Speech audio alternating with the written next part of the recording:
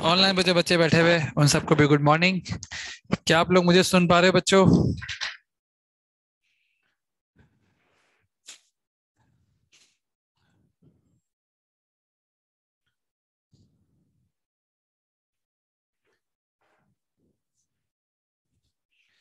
क्या आप लोगों को मेरी आवाज आ रही है बच्चों, बताइए। Yes sir. Yes sir. ठीक है बच्चों, पिछली क्लास तक हमने बर्नौलिस थ्योरम में कुछ स्पेशल केसेस पढ़े थे। हॉरिजॉन्टल केस पढ़ लिया था, वर्टिकल केस भी एक पढ़ा था। अब लिखिए वर्टिकल केस में ही अगला case, टॉर्सली theorem.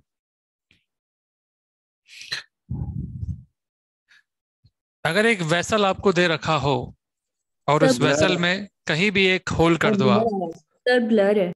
Sir blur screen है? ब्लर। ब्लर है, ठीक है, ये तो होना ही था। इसको सही करवाते हैं विपन।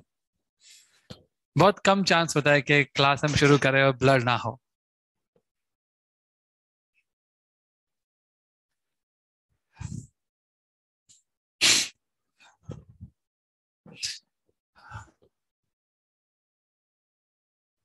आज ऑफलाइन में और भी कम हो गया क्या? अच्छा।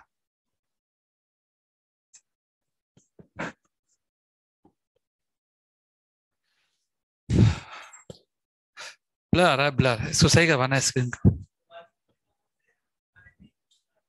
क्या चाहिए ऑफलाइन में? बच्चे तो कम होंगे ही, ऑब्वियस सी बात है। आपकी क्लास में JD05 में तो बच्चे ज्यादा होंगे या तो आपसे, उसकी स्ट्रेंथ ज्यादा होगी आपसे, या तो JD05 की, उसमें तो दिख रहा है भी ऑफलाइन में। एंड में तो कम ही रह जाएंगे बेटा। जो लड़ सकता है वही तो टिकेगा, बाकी सब तो चले जाते हैं। ऑनलाइन में भी कम हो जाएंगे धीरे धीरे, लास्ट में बिल्कुल इक्के दुक्के बचेंगे। वैसे अपना तो क्लाइमेक्स आने ही वाला है, इसके बाद ये जो कैलोरीमेट्री था, मतलब खत्म होने वाला है कोर्स हमारा। दिख रहा है हमको कोर्स खत्म होने वाला, आपको भी दिख रहा होगा, नहीं दिख रहा? दिख रहा है ना अब कोर्स खत्म होता हुआ, ठीक है।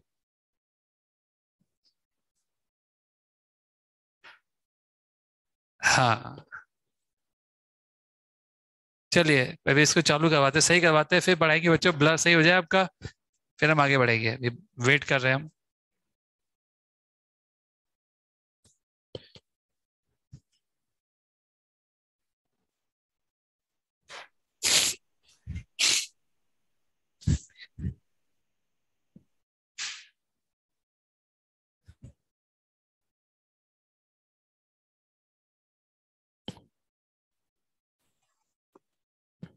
कोई है नहीं अभी तक।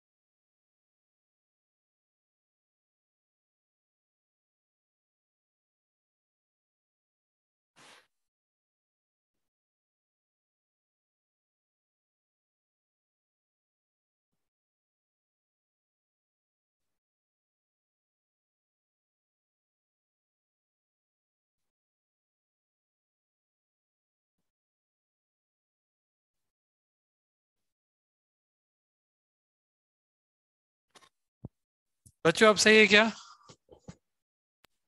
Yes sir. ठीक है, यस सर। तो लिखिए टॉर्सली थ्योरम। कोई भी सिलेंडर आपको दे रखा है, जैसे सिलेंडर मैंने आपको दिया है यहाँ पे, और इसमें कहीं ना कहीं तो होल कर सकते हैं अपन, यहाँ पे एक होल कर दिया आपने। ठीक है, थोड़ा बड़ा भी कर सकते हैं, थोड़ा छोटा भी कर सकते हैं। और ये इसमें फ्लूइड भरा हुआ है शुरुआत में, ये रहा पूरा फ्लूइड। अब टॉर्सली थ्योरम ये कहती है कि अगर हमारे पास एक वेसल हो जिसका एरिया कुछ हो ए, और इसका एरिया हो स्मॉल ए, दोनों का एरिया अलग अलग है, आपके सामने दोनों अलग अलग एरिया लिखे जा रहे हैं, और ये भी आपको बताया जा रहा है कि ए स्मॉल ए से बहुत बड़ा है, ये भी आपको लिखा हुआ है।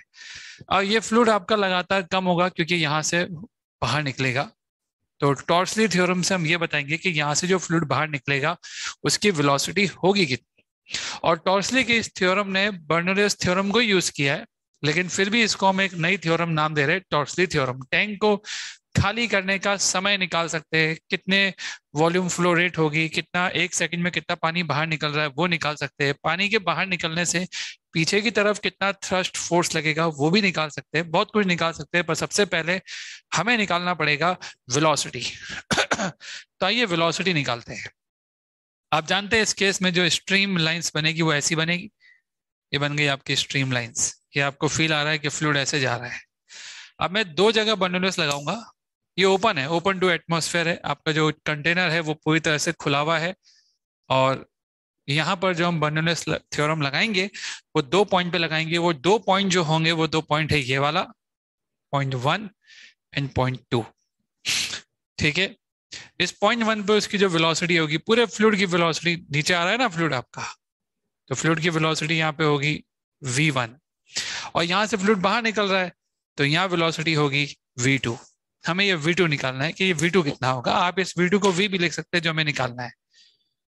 तो हम जब यहाँ और यहाँ लगाएंगे बर्नौलिस थ्योरम तो यहाँ पे प्रेशर पी नॉट होगा, और यहाँ पे भी हम ओपन टू एटमोस्फेयर है इसलिए इस जगह पे भी प्रेशर कितना होगा, पी नॉट होगा। तो P eight 1 and 2 is P naught as both are open to atmosphere। दोनों ही ओपन टू एटमॉस्फेयर है, इस वजह से आप ये कहोगे कि दोनों जगह पे प्रेशर पी नॉट के बराबर होगा। हाइट अलग अलग है, मैंने रेफरेंस इसी को ले लिया है। तो यहाँ से उस लिक्विड लेवल की हाइट h है, तो आप कह सकते हो कि जब बर्नौलिस लगाएंगे वहां पे, या उससे पहले कंटिन्यूटी इक्वेशन लगाते हैं, A V one is nothing but A v2 हम ऐसा कह सकते हैं। तो AV1 is equal to AV2 हमने पहली इक्वेशन लगा दी, और दूसरी इक्वेशन जो हम लगाएंगे वो होगी P not plus row v1 square by 2 plus row GH। और जब मैं यहाँ लिखूंगा तो रो GH टर्म लिखनी नहीं है मुझे, प्रेशर पी नॉट होगा, velocity rho v2 square by 2 होगी। ये दो इक्वेशन हो गई। इन दोनों इक्वेशन को सॉल्व करिए और v2 निकालिए। तो कैसे निकालेंगे v2? सबसे पहले v1 को हटाओ, पी नॉट से पी नॉट तो कट गया। अब रो बाई 2 v1 की जगह आप यहां से लिखेंगे a बाई ए v2। हमें v2 निकालना है। अब आप रो से रो भी कैंसिल कर देंगे, और यहाँ पे आ जाएगा v2 स्क्वायर कॉमन, और ये बन जाएगा 1 minus a square by capital A square, ये बन जाएगा। तो इधर आ जाएगा, रो से रो तो कट ही गया है, और 2 भी आएगा यहाँ पे, और यहाँ आ जाएगा GH। ये आ रहा है। तो यहाँ से आपको v2 की वैल्यू जो आ रही है वो आ रही है √2GH upon √1 minus a square by capital A square. This is the velocity. अगर आप ये भी कह रहे हो कि कैपिटल ए स्मॉल ए से बहुत बड़ा है, जो कि टॉर्सली ने भी कहा था, as A is very very very very large, therefore आप कह सकते हो कि a by A is very very very small than 1। आप खुद सोचिए, अगर मैं आपसे ये लिख रहा हूँ कि कैपिटल ए स्मॉल ए से बहुत बड़ा है, तो a बाई ए 1 से क्या आएगा, बहुत छोटा आएगा। और अगर ऐसा होगा तो आप 1 minus A by capital A का जो होल स्क्वायर है उसको लगभग क्या मान लोगे, 1। और अगर आपने उसको 1 मान लिया तो v2 जिसको हम v भी कह रहे हैं उसका फॉर्मूला आ जाएगा √2GH। √2GH फॉर्मूला पहले भी कभी सुना होगा आपने। जब कोई भी पार्टिकल h हाइट नीचे गिरता है तो उसकी वेलोसिटी कितनी हो जाती है, √2GH। तो टॉर्सली ने ऐसा ही कहा था कि फ्लूइड भरा हुआ है, अगर ये लेवल हाइट h का है तो आप ऐसे समझो कि यहाँ से एक पार्टिकल नीचे गिरेगा, यहाँ तक आएगा, और इसकी वेलोसिटी कितनी हो जाएगी, √2GH। हालांकि ये सब कुछ जो आपने काइनेमेटिक्स से नहीं निकाला है, ये सब कुछ आपने वर्क एनर्जी थ्योरम से निकाला है, जिसको आप बर्नौलीज थ्योरम भी कहते हो। तो बर्नौलीज थ्योरम के और टॉर्सली थ्योरम का मिला जुला असर ये है कि अगर आपके पास एक बहुत बड़ा टैंक है जिसका क्रॉस सेक्शन एरिया बहुत बड़ा है, उसमें आपने छोटा सा होल कर रखा है, तो उस छोटे से होल से जो फ्लूइड बाहर निकलेगा उसकी वेलोसिटी का फॉर्मूला √2gh होता है। ये वेलोसिटी पानी कितनी हाइट पर है इस पे जरूर डिपेंड करेगा। आप एक टंकी भरना और खुद देखना कि जब पूरी लबालब भरी होती है तो पानी की जो स्पीड होती है जो बाहर निकलता है वो अच्छी खासी होती है, और जब वो टंकी खाली होने लगती है तो पानी धीमा धीमा आता है, कम भी आता है। जब पानी धीमा आएगा तो वो कम भी बाहर निकलेगा 1 सेकंड में, तो आपकी ग्लास को भरने में ज्यादा समय लगता है। ये आपने फील किया होगा, ये होता है। बोलो बेटा, कोई स्क्वायर भूल गया क्या अपन? कौन सा वाला? अच्छा, यहाँ पे भूल गए, लेकिन लास्ट में तो लिखा ना अपन ने। हाँ, ठीक है। सबको समझ में आ गया बात? कोई डाउट किसी को इसमें? अरे ये स्क्वायर हम भूल गए थे, लेकिन हमने एंड में ध्यान रखा उसको, और हमने आंसर तो वही निकाला जो आना चाहिए।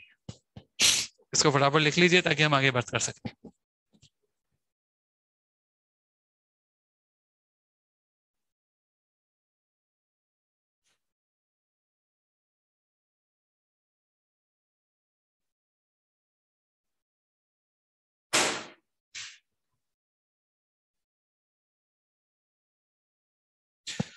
लिख लिया आप सब लोगों ने?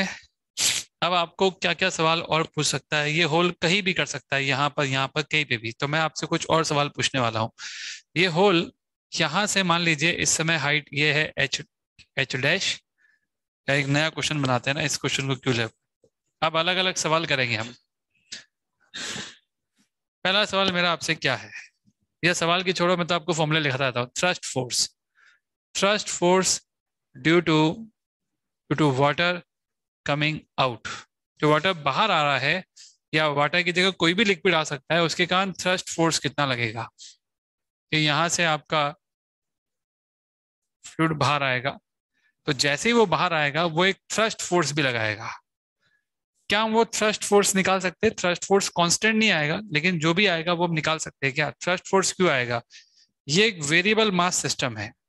आपने जब वेरिएबल मास सिस्टम पढ़ा था तो आपको ये बताया गया था कि अगर उस सिस्टम का मास कम हो रहा है, उस सिस्टम में से कोई चीज जा रही है या कोई चीज आ रही है, तो उस पर एक इम्पैक्ट थ्रस्ट फोर्स लगता है। उस एफ का फॉर्मूला था dm/dt इंटू वी रिलेटिव। याद आ रहा है कुछ? ये भी कहा था कि अगर मास कम हो रहा होगा तो वी रिलेटिव के विपरीत दिशा में ये फोर्स लगेगा। एग्री? तो वेसल के रेस्पेक्ट में यहाँ से कुछ फ्लूइड बाहर निकल रहा है और उसकी वेलोसिटी √2gh है, इन द केस जब आप ये मान के चल रहे हो कि एरिया बहुत बड़ा है। अगर एरिया बहुत बड़ा नहीं है, आपको इन दोनों के एरिया की वैल्यू दे रखी है और वो कंपेरेबल है, तो ये वाला फॉर्मूला लगाना। पर अगर वेसल बहुत बड़ा है तो आप ये वाला फॉर्मूला लगा सकते हो। मैं √2gh से ही आपको समझा रहा हूँ। क्लियर है बात? तो यहाँ से फ्लूइड बाहर निकल रहा है, वी रिलेटिव कितना होगा आपका? आप बोलोगे जिस स्पीड से बाहर निकल रहा है वेसल में से वही होगा। तो वी रिलेटिव आपको मालूम है √2gh। अब बात आती है dm/dt कैसे निकालेंगे। dm/dt का मतलब इस सिस्टम का मास कम अगर हो रहा है तो किस रेट से कम हो रहा है। जिस रेट से यहां से वॉल्यूम बाहर निकल रहा होगा पहले वो मालूम करो। तो बताओ वॉल्यूम आउटफ्लो रेट क्या होगा, कितना वॉल्यूम आउट हो रहा है 1 सेकंड में। अगर आपको यहाँ का एरिया मालूम है a m², और आपको वेलोसिटी मालूम है, तो क्या आप ये नहीं बता सकते कि इस क्रॉस सेक्शन से कितना वॉल्यूम जा रहा है? Area into velocity. ये वॉल्यूम फ्लो आउट रेट आप कह सकते हो कि वॉल्यूम इस रेट से बाहर निकल रहा है। तो अगर 1 सेकंड में इतना वॉल्यूम बाहर निकल रहा है तो उसका मास कितना होगा? मास फ्लो रेट बताओ। अरे वॉल्यूम को किससे मल्टीप्लाई करें कि मास आ जाए? रो से। यानी आप ये कह सकते हो कि अब आपको ये मालूम पड़ गया कि 1 सेकंड में कितना मास बाहर निकल रहा है। dm/dt पॉजिटिव में कि नेगेटिव में? मास कम हो रहा है कि ज्यादा हो रहा है? कम हो रहा है ना। इसका मतलब ये हुआ कि फोर्स का डायरेक्शन विद रिलेटिव के दिशा में नहीं आएगा, उसके अपोजिट आएगा। तो हम ये कह सकते हैं कि जो थ्रस्ट फोर्स लगेगा, ये dm/dt की वैल्यू आपने निकाल दी है, dm/dt का मॉड आपने निकाल दिया। फोर्स का डायरेक्शन पीछे की तरफ होगा, तो हम थ्रस्ट फोर्स बता रहे हैं कितना आएगा, ft हम जिसको बोलते हैं, ft आ जाएगा। ft की वैल्यू की बात हो रही है, तो dm/dt का मॉड इंटू वी रिलेटिव। अगर आप वैल्यू निकालोगे तो कितनी आ रही है? A V rho into V, A we square rho, this is thrust force. सबको समझ में आ गया? और वी का फॉर्मूला तो डिपेंड करेगा कौन सा केस है। ये वाला केस है कि ये वाला केस है, मैंने ये वाला केस माना है, तो मेरे हिसाब से थ्रस्ट फोर्स इतना आ गया। तो कोई भी वेसल में से जब फ्लूइड बाहर निकलेगा, जिस पल वो बाहर निकलेगा उस पल एक थ्रस्ट फोर्स लगेगा, और ये थ्रस्ट फोर्स कांस्टेंट नहीं होगा। क्यों नहीं होगा कांस्टेंट? क्योंकि फ्लूइड जैसे जैसे कम हो रहा है वैसे वैसे यहाँ की वेलोसिटी भी लगातार चेंज हो रही है, और वेलोसिटी चेंज होगी तो थ्रस्ट फोर्स तो डिपेंड ही वेलोसिटी पे कर रहा है, देखो आप। तो वो क्या होगा? चेंज होगा। इस फॉर्मूले के हिसाब से हाइट जैसे जैसे घटेगी वैसे वैसे थ्रस्ट फोर्स जो इस पे लग रहा होगा वो भी चेंज होगा। ये आप कह सकते हो, ये आपको दिख भी रहा होगा। क्लियर है बात?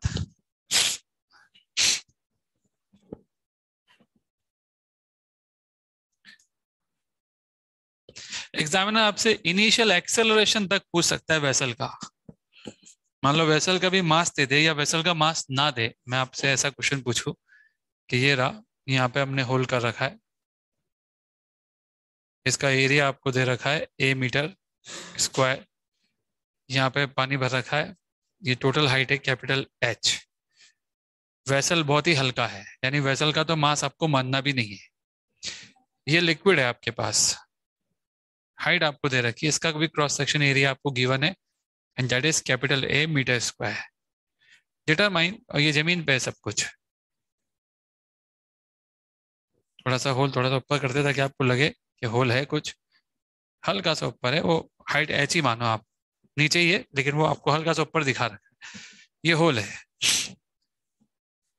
मेरा आपसे क्वेश्चन है कि म्यू की कोफिशिएंट ऑफ फ्रिक्शन भी दे रखा है, म्यू की मिनिमम वैल्यू क्या होनी चाहिए जिससे कि जैसे ही आप ये ढक्कन खोलो, ये ढक्कन है, ढक्कन लगा रखा है मैंने, मैं जैसे ही इस ढक्कन को खोलूंगा पानी बाहर निकलेगा, और मैं चाहता हूं कि ढक्कन को खोलने के बाद भी ये आपका जो वेसल है ये हल्का सा भी इस तरफ ना खिसके, उसके लिए आपको बताना है कि मिनिमम वैल्यू ऑफ म्यू कितना होना चाहिए।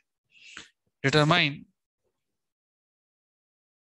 The minimum value of mu, minimum value of mu, so that vessel do not move at all, do not move at all on opening of hole. जैसे ही आप होल को खोलोगे ना, पानी बाहर निकलेगा, वैसे ही उस पर एक थ्रस्ट फोर्स लगेगा, थ्रस्ट फोर्स के कारण वो पीछे की तरफ जाने की कोशिश करेगा, और हम चाहते हैं कि हमारा फ्रिक्शन उसे जाने ना दे।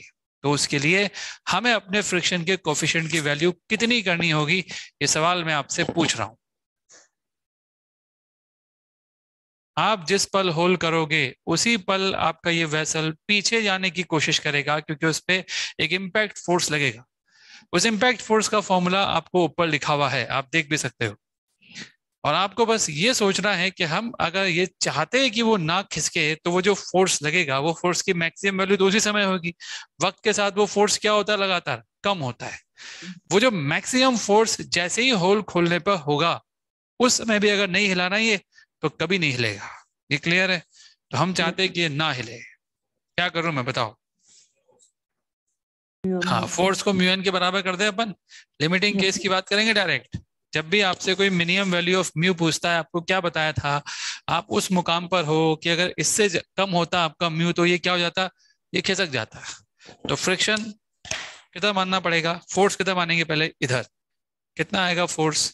ये रहा formula, A rho two G capital H. मैंने ऊपर वाला फॉर्मूला लगा दिया। स्मॉल एच का मतलब होता है होल से पानी की हाइट, जो यहाँ पे कितनी दे रखी है? Capital H. तो ये इम्पैक्ट फोर्स, थ्रस्ट फोर्स हो गया। इस फोर्स का सामना कौन करेगा? फ्रिक्शन। तो फ्रिक्शन दिखा देते हैं अपन, म्यू एन। लिमिटिंग फ्रिक्शन अपन डायरेक्ट बना दिया, लिमिटिंग फ्रिक्शन आपके सामने है। ये बताओ, म्यू एन को जब आप इसके बराबर करोगे तो एन क्या लिखोगे? एन, एन होगा एम जी। इस लिक्विड का मास बताओ कितना होगा? वेसल का तो कोई मास है ही नहीं, तो अगर आपको कोई नॉर्मल पूछेगा तो वो नॉर्मल कैसे निकलेगा? इस पूरे का तो मास लोगे ना आप। H, capital H into A, आगे इंटू रो, फिर जी। तो बस आप mu H A rho G A rho two G H, यहाँ से म्यू निकाल दो, जो भी आपका आंसर आना होगा वो आ जाएगा। क्या आप सबको ये सवाल समझ में आ गया बच्चों? मैं आपसे टॉपलिंग का भी सवाल पूछ सकता हूँ यहाँ पे। होल को थोड़ा ऊपर कर देंगे तो वही फोर्स इसको टॉपल भी करा सकता है। आपसे ये पूछ सकते हैं कितनी हाइट पे होल किया जाए जिससे कि जैसे ही होल खोलेंगे ये टॉपल हो जाएगा। टॉपल होने के लिए मिनिमम कितनी हाइट पर किया जाए, जैसे क्वेश्चन पूछे मिनिमम कितना फोर्स हम लगाए, यहाँ पे मिनिमम फोर्स नहीं पूछ रहे। फोर्स तो पता है अपने को हाइट पे डिपेंड करेगा, पर एक ऐसी हाइट पर अपने को इसको होल्ड करना चाहिए जिससे कि ये टॉपल हो जाए। तो आपसे ये भी पूछ सकते हैं कि किस हाइट पे हम होल्ड करें जिससे कि टॉपलिंग हो जाए। मैं ये भी पूछ सकता हूँ, अगर फ्रिक्शन को गायब कर दूं तो मैं ये पूछ सकता हूँ कि जो फोर्स लग रहा है उसकी वजह से इसका एक्सेलरेशन कितना आएगा। फोर्स को आप किसके बराबर कर दोगे? एम ए के। टॉपलिंग का भी एक क्वेश्चन बना दिया जाए, कई लोग हैं आप क्या उसमें।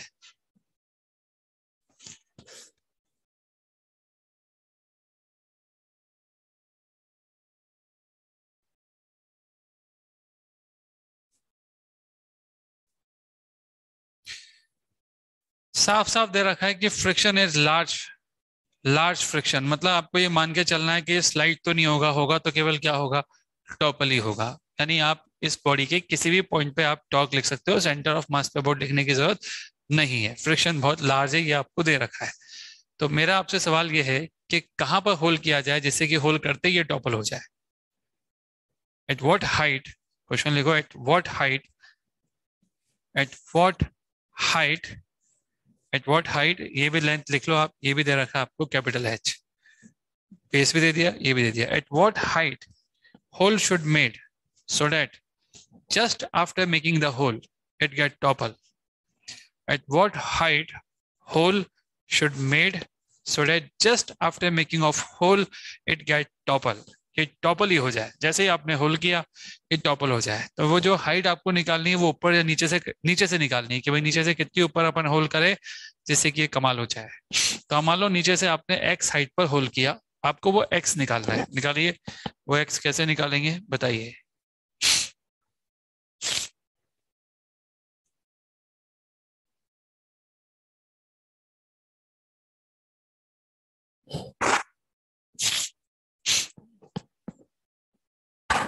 जैसे ही आप इसमें से बात करोगे कि क्या होगा, ये हाइट आपने x मानी तो ये हाइट कितनी होगी, h माइनस एक्स।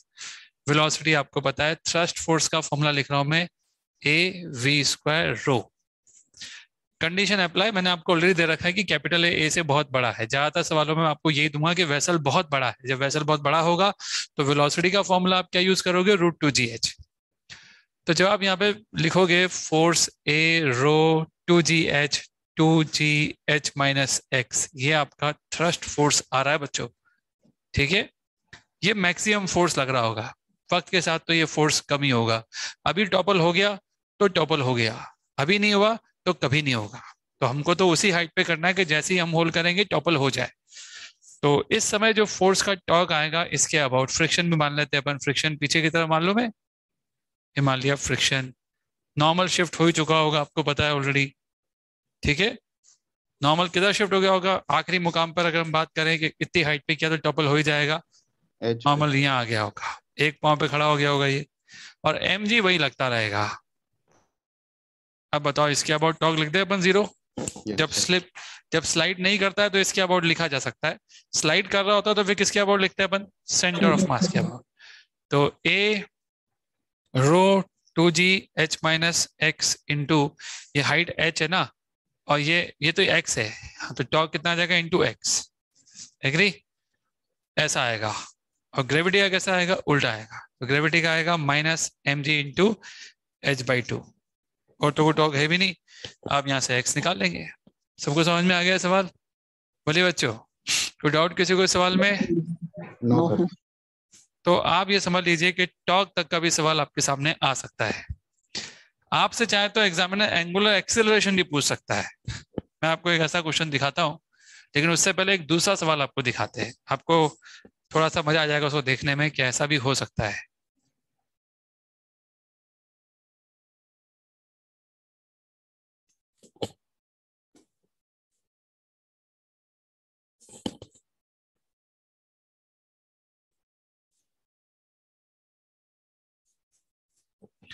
जो होल हमने बनाया था ना, सीधे की जगह थोड़ा सा ऊंचा कर दिया उसको थीटा एंगल पर। तो अब जब वो पानी बाहर निकलेगा उसका थ्रस्ट फोर्स कैसा होगा? ऐसा होगा। एग्री? पानी जब ऐसे निकलेगा तो थ्रस्ट फोर्स भी ऐसा होगा, विद रिलेटिव के अपोजिट होगा। ये बात समझ में आ रही कि नहीं आ रही है? यहां पे भी मैं आपसे ये बोल सकता हूं कि ये जमीन जो पड़ा हुआ है, बताओ इसका एक्सेलरेशन कितना होगा? कर लोगे? स्मूथ सरफेस है और मैं आपसे पूछ रहा हूं कि इसका एक्सेलरेशन कितना होगा। अरे तो पहले तो एफ टी निकाल लोगे, फिर एफ टी का क्या लोगे? कंपोनेंट। कंपोनेंट किधर? हॉरिजॉन्टल में। और एक्सेलरेशन निकाल देना। लाइट वेसल है कि हाइट दे रखी कैपिटल एच, और डेंसिटी भी आपको दे रखी है, क्रॉस सेक्शन एरिया भी दे रखा है, इसका भी दे रखा है, और एक्सेलरेशन ऑफ लिक्विड में आपसे पूछ रहा हूं। फटाफट कर दो। सेम ही सवाल है, अलग अलग तरीके से पूछा जा रहा है आपसे।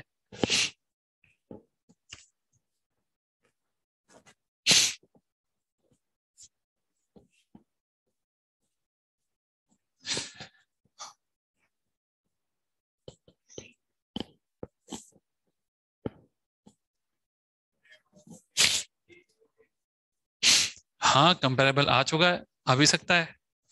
आ जाएगा तो उसका भी फॉर्मूला लिखा रखा है मैंने आपको। कंपेरेबल में फॉर्मूला में आप √2GH लिखोगे। पर मैंने देखा है ज्यादातर केस में ना, जो टॉर्सली थ्योरम है, जिसको हम टॉर्सली थ्योरम बोलते हैं, उसमें तो कैपिटल ए स्मॉल ए से बहुत बड़ा ही है। तो उसी का क्वेश्चन ज्यादातर देखा है हमने। ये आप कर लेंगे?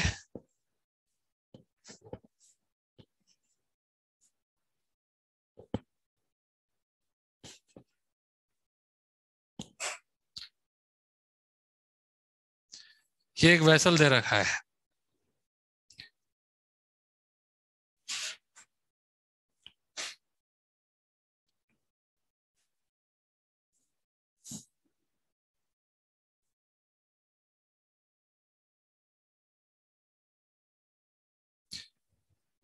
और इसमें पानी भर रखा है।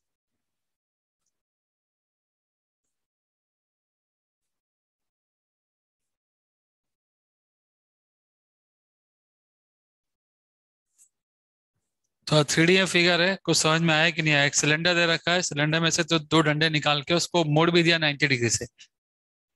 कितने से मोड़ दिया? 90 डिग्री से। सिलेंडर है, ये पाइप निकाला उसमें से, उसको ऐसे मोड़ दिया, इस तरह से दो निकाले। अब इसमें क्या होगा, एग्जामिनर आपसे ये भी पूछ सकता है कि एंगुलर एक्सेलरेशन कितना होगा अगर इस एक्सिस पे, ये हॉरिजॉन्टल प्लेन पर रखा हुआ है पूरा सिस्टम। और मैं आपसे पूछ रहा हूँ कि ये जो जो टैंक दिख रहा है ना, इस टैंक का अगर आपसे कोई पूछे कि बताइए एंगुलर एक्सेलरेशन कितना होगा, कुछ दे देते हैं आपको। ये हाइट दे रखी है h, टोटल हाइट दे रखी है आपको 4h, लाइट वेसल दे रखा है, वेसल का रेडियस आपको गिवन है, ये लेंथ आपको दे रखी है l, और इधर से भी ये लेंथ आपको दे रखी है l। वेसल का रेडियस भी आपको दे रखा है। Determine the angular acceleration of the cylinder. Determine the angular acceleration of the cylinder. Density भी आपको लिक्विड की दे रखी है रो। लिक्विड यहां से बाहर निकल रहा होगा ऐसे, और इधर से यहां से ऐसे बाहर निकला होगा। समझ गए? और मैं आपसे पूछ रहा हूं कि आप बताओ कि इसका एंगुलर एक्सेलरेशन कितना होगा। तो पहले तो आप ये बताओ एंगुलर एक्सेलरेशन आएगा ही क्यों? पहले टॉर्क फिर आई अल्फा। समझ गए? यहां से जो फ्लूइड बाहर निकल रहा होगा उसकी वेलोसिटी कितनी होगी? चलो मैं आपसे दूसरा सवाल पूछता हूँ। ये पाइप है और मैंने ऐसा बना दिया। अब देखो, अब बताओ, यहाँ लगाओगे बर्नोलियस, आंसर वही आएगा √2GH। अरे तुम्हारा होल ये इतना बड़ा हो पाइप, या और छोटा कर लो या और छोटा कर लो, इन ऑल केस एक बात समझो, यहाँ वेलोसिटी, इस पूरे पाइप में हर जगह वेलोसिटी क्या होगी? सेम ही होगी। जितनी यहाँ होगी उतनी यहाँ होगी, सब जगह होगी। इवन अगर मैं इस पाइप को इसी हॉरिजॉन्टल लेवल पे ऐसे मोड़ भी दूं, तब भी वेलोसिटी कितनी रहेगी? √2GH। ये बात सबको क्लियर है? कोई डाउट किसी को इसमें? तो अगर मैं आपसे ये बोलूं, तीन केस आपके सामने बनाऊंगा, बताना मुझे। एक है इतना बड़ा, एक हमने होल को और पाइप को थोड़ा बड़ा कर दिया। ये दो केस है, दोनों में पानी सेम लेवल पे भरा हुआ है। और एक और केस आपको दिखा रहा हूं मैं, आप बताना तीनों में से किस किस केस में वेलोसिटी सेम होगी और किस केस में अलग होगी, उसके बाद ये क्वेश्चन करना आप, ठीक है।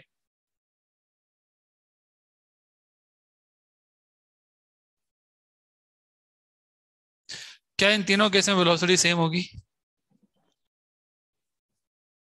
इन दो में तो सेम होगी, एग्री। इसमें सेम नहीं होगी। इसमें ना ये हाइट h है, ये हाइट इसमें भी h है, ये हाइट इसमें भी h है, लेकिन इसमें जो फ्लूइड बाहर निकल रहा है उसमें एक्स्ट्रा हाइट और आ गई h। अगर आप यहां पर और यहां पर बर्नौलिस लगाओगे तो जो निकल के आएगा ना वेलोसिटी, वो आएगा √2g capital H plus small. समझ में आ गया? जबकि इन दोनों में क्या केस आएगा? आपको समझ में आ गया सबको बात? कहां पर जितनी वेलोसिटी यहाँ पे होगी उतनी यहाँ पे भी होगी, उतनी यहाँ पे भी होगी, उतनी यहाँ पे भी होगी, उतनी यहाँ पे, उतनी भी यहाँ पे, राइट। यहाँ की वेलोसिटी भी इतनी होगी, एग्री। अब आप यहाँ पर बर्नौलिस लगाओगे ना तो यहाँ का प्रेशर P0 नहीं है ना, यहाँ का प्रेशर कुछ और है। अगर मान लो मैं आपसे ये सवाल पूछूं कि जैसे ही मैंने इस होल के आगे ऐसा लगा दिया तो क्या अभी भी यहाँ पे प्रेशर P0 होगा? नहीं, वो तो ओपन टू एटमोस्फेयर था, तब तक प्रेशर P0 था उस होल पे।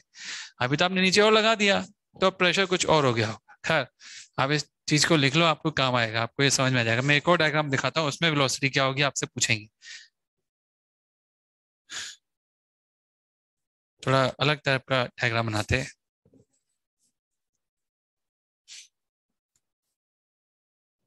ये एक वेसल है जिसमें फ्लूइड भरा हुआ है। जरूरी नहीं है कि सिलेंडर टैंक हो, कोई सा भी टैंक हो सकता है। और यहाँ पे आपने एक पाइप बनाया, ये रहा एक पाइप।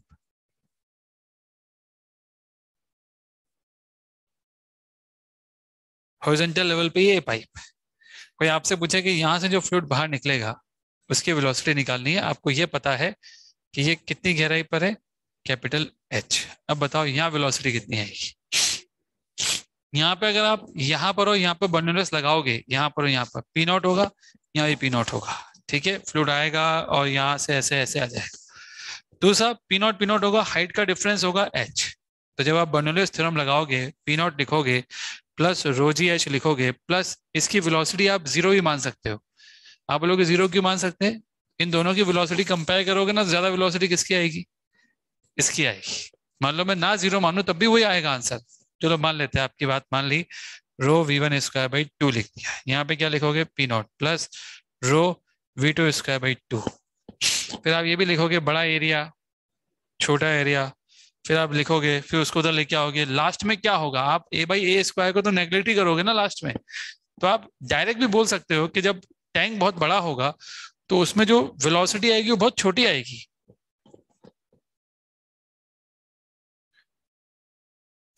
तो v1 क्या होगा? ये होगा ना। क्या आप ये मान सकते हो कि v1 v2 के सामने कुछ भी नहीं आएगा? एग्री? आप इन दोनों टर्म्स को माइनस करोगे, जब इन दोनों टर्म्स को माइनस करोगे तो v1 तो कुछ है ही नहीं, तो इन दोनों का माइनस कितना आ जाएगा? ρv2²/2। तो बेटर है कि आप v1 को पहले ही जीरो ही मान लो कि वो है ही नहीं। सबको समझ में आ रहा है मैं क्या बोला आपसे? देखो, v1 अगर v2 से बहुत छोटा है, आप जब इस वाली टर्म को इसके साथ माइनस करोगे तो आप 1,00,000 में से 1 रुपया माइनस करोगे, तो 1,00,000 में से 1 माइनस करने पे क्या मिलेगा? आप 1,00,000 ही मिलेगा ना, 1,00,000 से कम मिलेगा, लेकिन हम उसको 1,00,000 बोल सकते हैं। तो वही है कि अगर v1 कुछ भी नहीं है v2 के सामने तो इन दोनों का डिफरेंस यही आएगा। तो मैं तो ऐसा करता हूँ, आगे से जब बड़ा टैंक होता है वेलोसिटी को लिखता ही नहीं हूं मैं, वो ऑलमोस्ट क्या मान लेता हूं मैं? जीरो। आप मत मानो, आएगा वही, लेकिन नो डाउट। तो आप बताओ वेलोसिटी वही आई कि नहीं आई आपकी? अरे भाई आप इसको तो कितना आया v2? √2gh आ गया ना। इन दोनों का डिफरेंस निकाल लो, ये तो v2² ही हो जाएगा ना। तो आपने क्या पाया? आपने ये पाया कि अगर आपके पास टैंक है और आपने पाइप को लंबा भी कर दिया हॉरिजॉन्टल लेवल पर, तो इसकी वेलोसिटी का फॉर्मूला वही होगा जो आपको पहले लिखाया गया था, √2gh। तो इसलिए मैं आपसे पूछ रहा हूँ कि यहाँ पे जो वेलोसिटी आएगी वो कितनी आएगी? √2gh। यहाँ पे भी कितनी आएगी? √2gh। तो वेलोसिटी तो आ गई हमारे पास। थ्रस्ट फोर्स बताओ, थ्रस्ट फोर्स का फॉर्मूला क्या होता है? av² रो।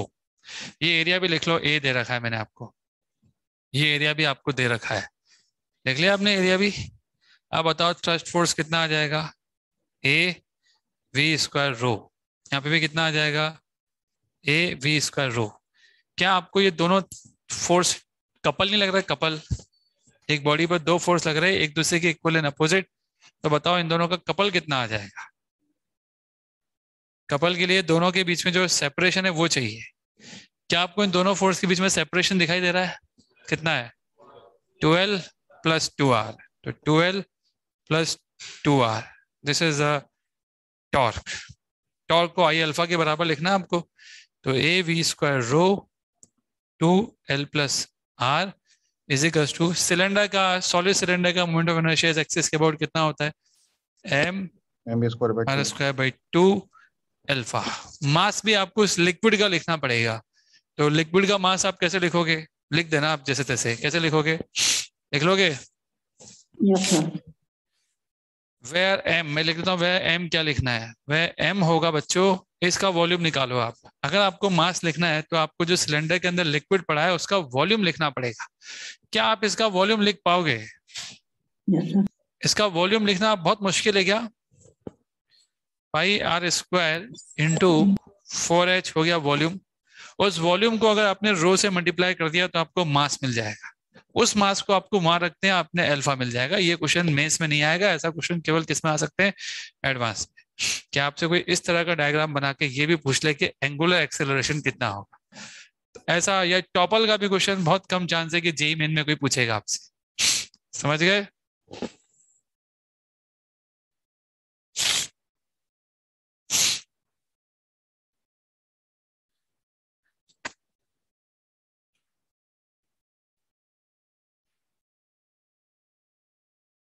सर वेरिएबल मास जेई मेन के सिलेबस में है।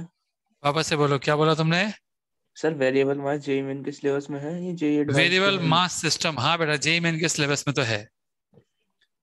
थ्रस्ट फोर्स तो जेई मेन वाला भी पूछ सकता है आपसे, भाई ये पूछने के चांसेस जेई मेन के एग्जाम में कम है। अब किस्मत की बात है, कभी जेई मेन वालों का भी दिमाग घूम जाए कि नहीं हमें टफ क्वेश्चन देना है तो अलग बात है।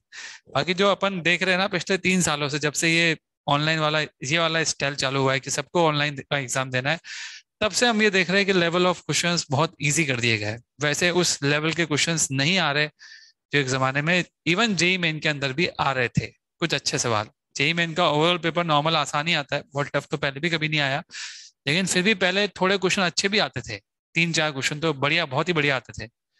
अब तो वो भी बहुत कम हो गया है, ज्यादातर स्लॉट में पेपर बहुत नॉर्मल आ रहा है, जिसमें बच्चे बहुत अच्छे अच्छे मार्क्स ला भी रहे, कई सारे बच्चे। हाँ, एक तो हल्का आएगा, हाँ, और उस हल्के में आपको फोड़ना ही पड़ेगा, ये भी एक शर्त है, भले ही पेपर हल्का आए।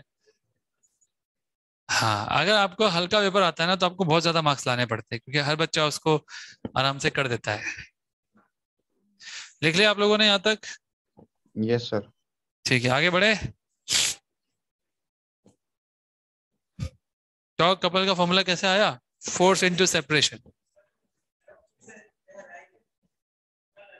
फटाफट आ रही है फटाफट।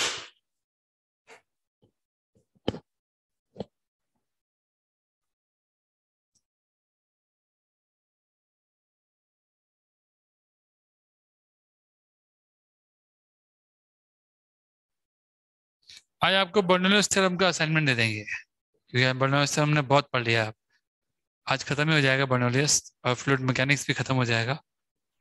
तो आज बर्नौलीज थ्योरम का असाइनमेंट देंगे, करीब 20-25 क्वेश्चन होंगे। टाइम है आपका आज करने का, क्योंकि रोज तो होता नहीं है टाइम, है टाइम है, ठीक है।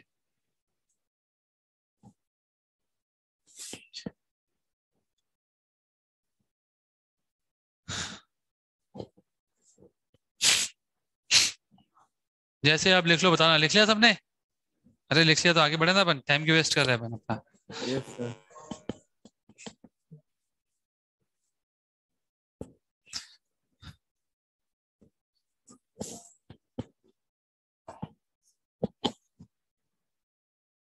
कई बार ऐसा भी होगा जब एक नहीं तीन तीन लिक्विड या चार चार लिक्विड भी हो सकते हैं। मैं 3 लिक्विड का एक केस दे रहा हूँ, 3 लिक्विड एक साथ भरे हुए, और अब आपको मालूम करना है कि वेलोसिटी कितना होगा। Determine the velocity. एरिया बहुत छोटा है, ये एरिया बहुत बड़ा है, ये कंडीशन तो दे रखी है।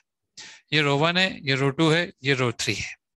रो1 की हाइट h1 है, रो2 की हाइट h2 है, और रो3 में जिस हाइट पे ये होल है वो हाइट, एक काम करते हैं थोड़ा सा इसको बड़ा करते हैं ताकि आपको कुछ डाउट हल्का सा भी ना रहे। होल की हाइट आपको दे रखी है s3। Determine the velocity F flux बोलते हैं इसको, वेलोसिटी एफ फ्लक्स, जो बाहर निकल रहा है उसकी वेलोसिटी निकाली। Determine the velocity F flux.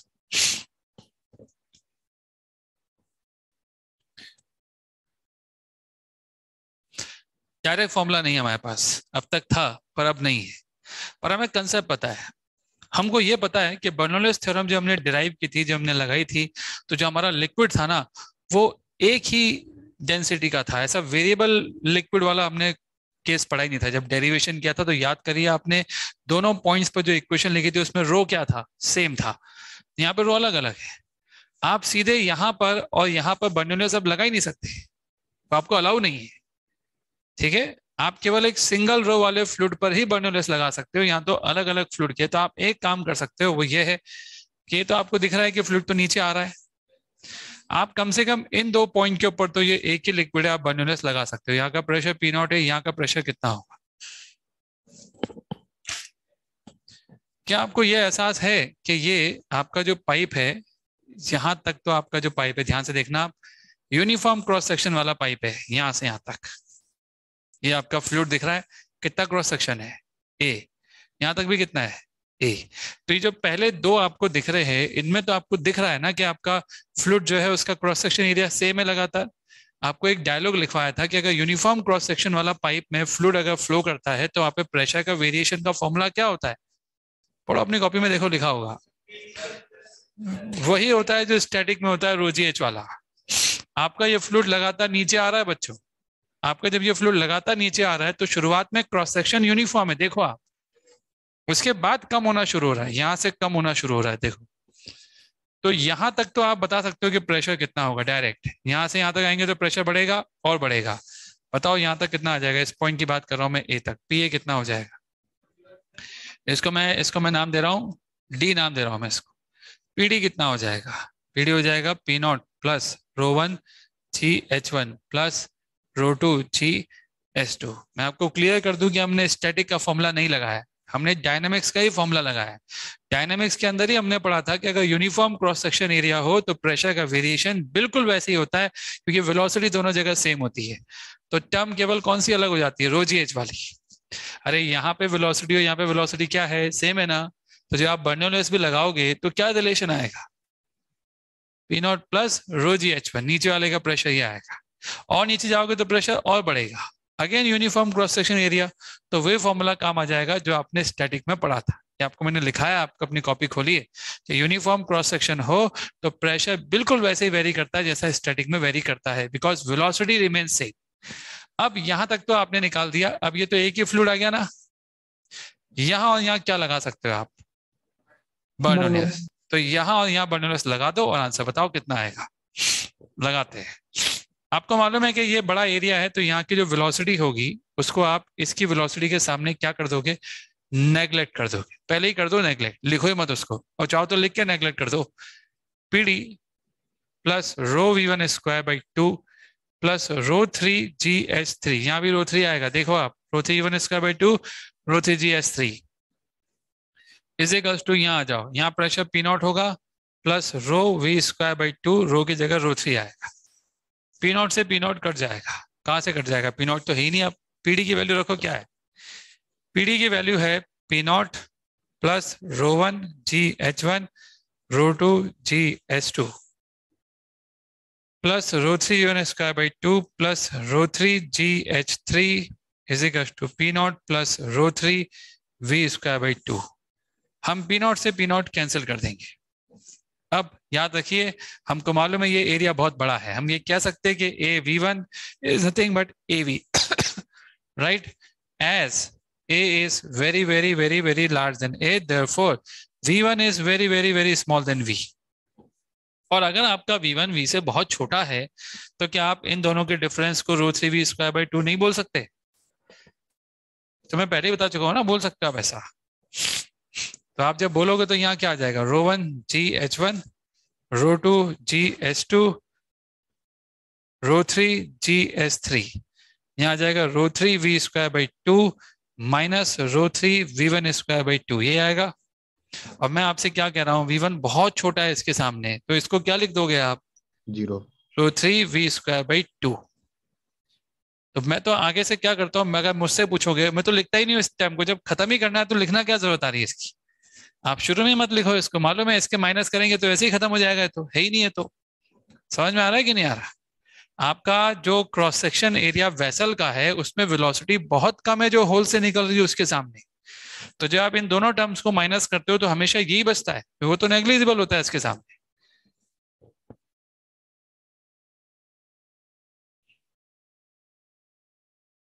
अब आप निकाल लो यहां से V, निकल जाएगा अब तो V यहां से निकल जाएगा। आप एक चीज रट सकते हो लेकिन इसमें, अगर आपको जब भी ऐसे मल्टीपल फ्लूइड दे रखा हो और आपको यहाँ का वेलोसिटी निकालना है, फॉर्मूला रख सकते हो, ρgh1 plus ρ2gh2 plus ρ3gh3 is equals to √3V²/2। रटने के हिसाब से बुराई नहीं है। शुरू में और आखिरी में आप बर्नौलिस लगा ही नहीं सकते, आप लगा ही नहीं सकते।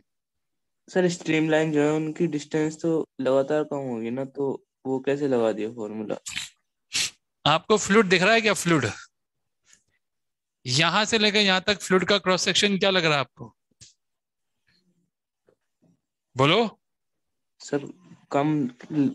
आपको कम दिख रहा है, इसका मतलब आप ये मानते हो कि पहले फ्लूइड यहां तक था, बाद में फ्लूइड इतना सही रह गया, खाली जगह को यहाँ पे। Do you feel like that? No sir. बस, तो फिर आप फील नहीं कर रहे तो इसका मतलब आप मानते हो कि फ्लूइड पहले इतना था, अभी भी इतना है, अभी भी इतना है, और धीरे धीरे कम होकर यहाँ पे बाहर निकलेगा। समझ गए? Okay sir. कोई डाउट किसी को इसमें? और बनाता हूँ मैं फ्लूइड लाइंस ताकि आपको यकीन हो जाए कि मैं क्या कह रहा हूँ। ये देखो, ये देखो, अब तो यकीन हो गया होगा ना मैं क्या कह रहा हूँ। ठीक, हो सकता है एक क्वेश्चन करेंगे वेरिएबल एरिया का भी, डोंट वरी। अभी ये समझ में आ गया आपको? कोई डाउट किसी को इसमें? ठीक है, अगर आपको ये समझ में आ गया है, हाँ, अगर एरिया भी वेरिएबल होता और रो भी वेरिएबल होता तो फिर क्वेश्चन नहीं करते अपन, छोड़ देते। केवल एरिया वेरिएबल पे तो बना सकते हैं अपन, वो तो हो जाएगा। आप सब कुछ ही वेरिएबल करते हो तो कैसे काम चलेगा? क्या आप सबको ये सवाल समझ में आ गया बच्चों? ठीक है, अगला सवाल मैं दूंगा आपको, इसको फॉर्मूला रट सकते हो क्या आप? क्या रटना है फॉर्मूला बताओ? सारे ρgh का समीशन कर दो, summation of all ρgh is equals to rho last V²/2। ये रटने के लिए फॉर्मूला बताया मैंने आपको। अगर मल्टीपल ऐसा दे रखा हो तो ये फॉर्मूला होगा कि सारे ρgh का सम कर दो और लास्ट में जो लास्ट रो है आपका डेट V²/2 करो, जिसमें आपने होल कर रखा है वो वाला आपको लेना पड़ेगा, रो लास्ट। सो रो लास्ट इंटू V²/2। कास्ट करके एक मूवी आई थी, कास्ट ही आई थी ना शायद, ऐसी कोई मूवी आई थी, बहुत अच्छी मूवी थी, हॉलीवुड की, हॉलीवुड की बात कर रहा हूं मैं। अच्छा ठीक है, लिख लिया आप सब लोगों ने यहाँ तक? Yes sir. तो आगे बढ़े, अगला सवाल।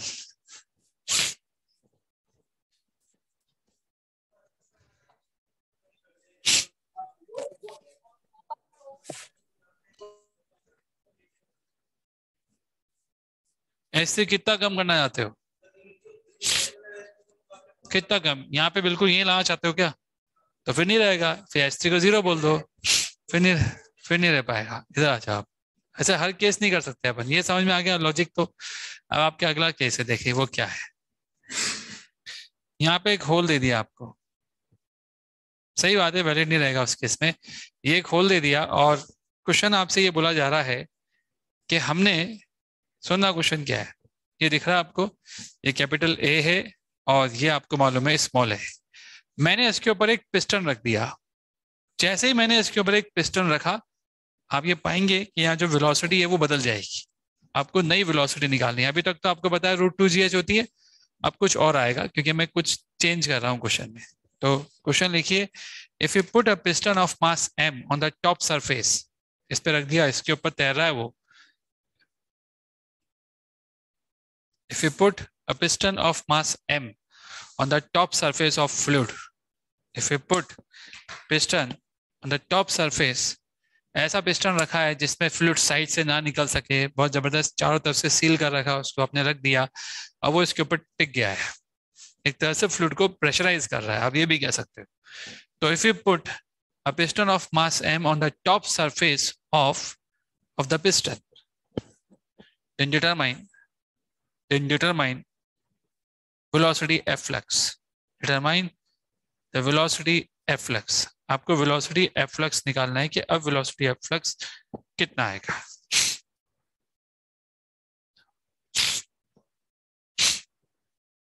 कैपिटल ए स्मॉल ए से बहुत बड़ा है, वो आपको दे रखा है।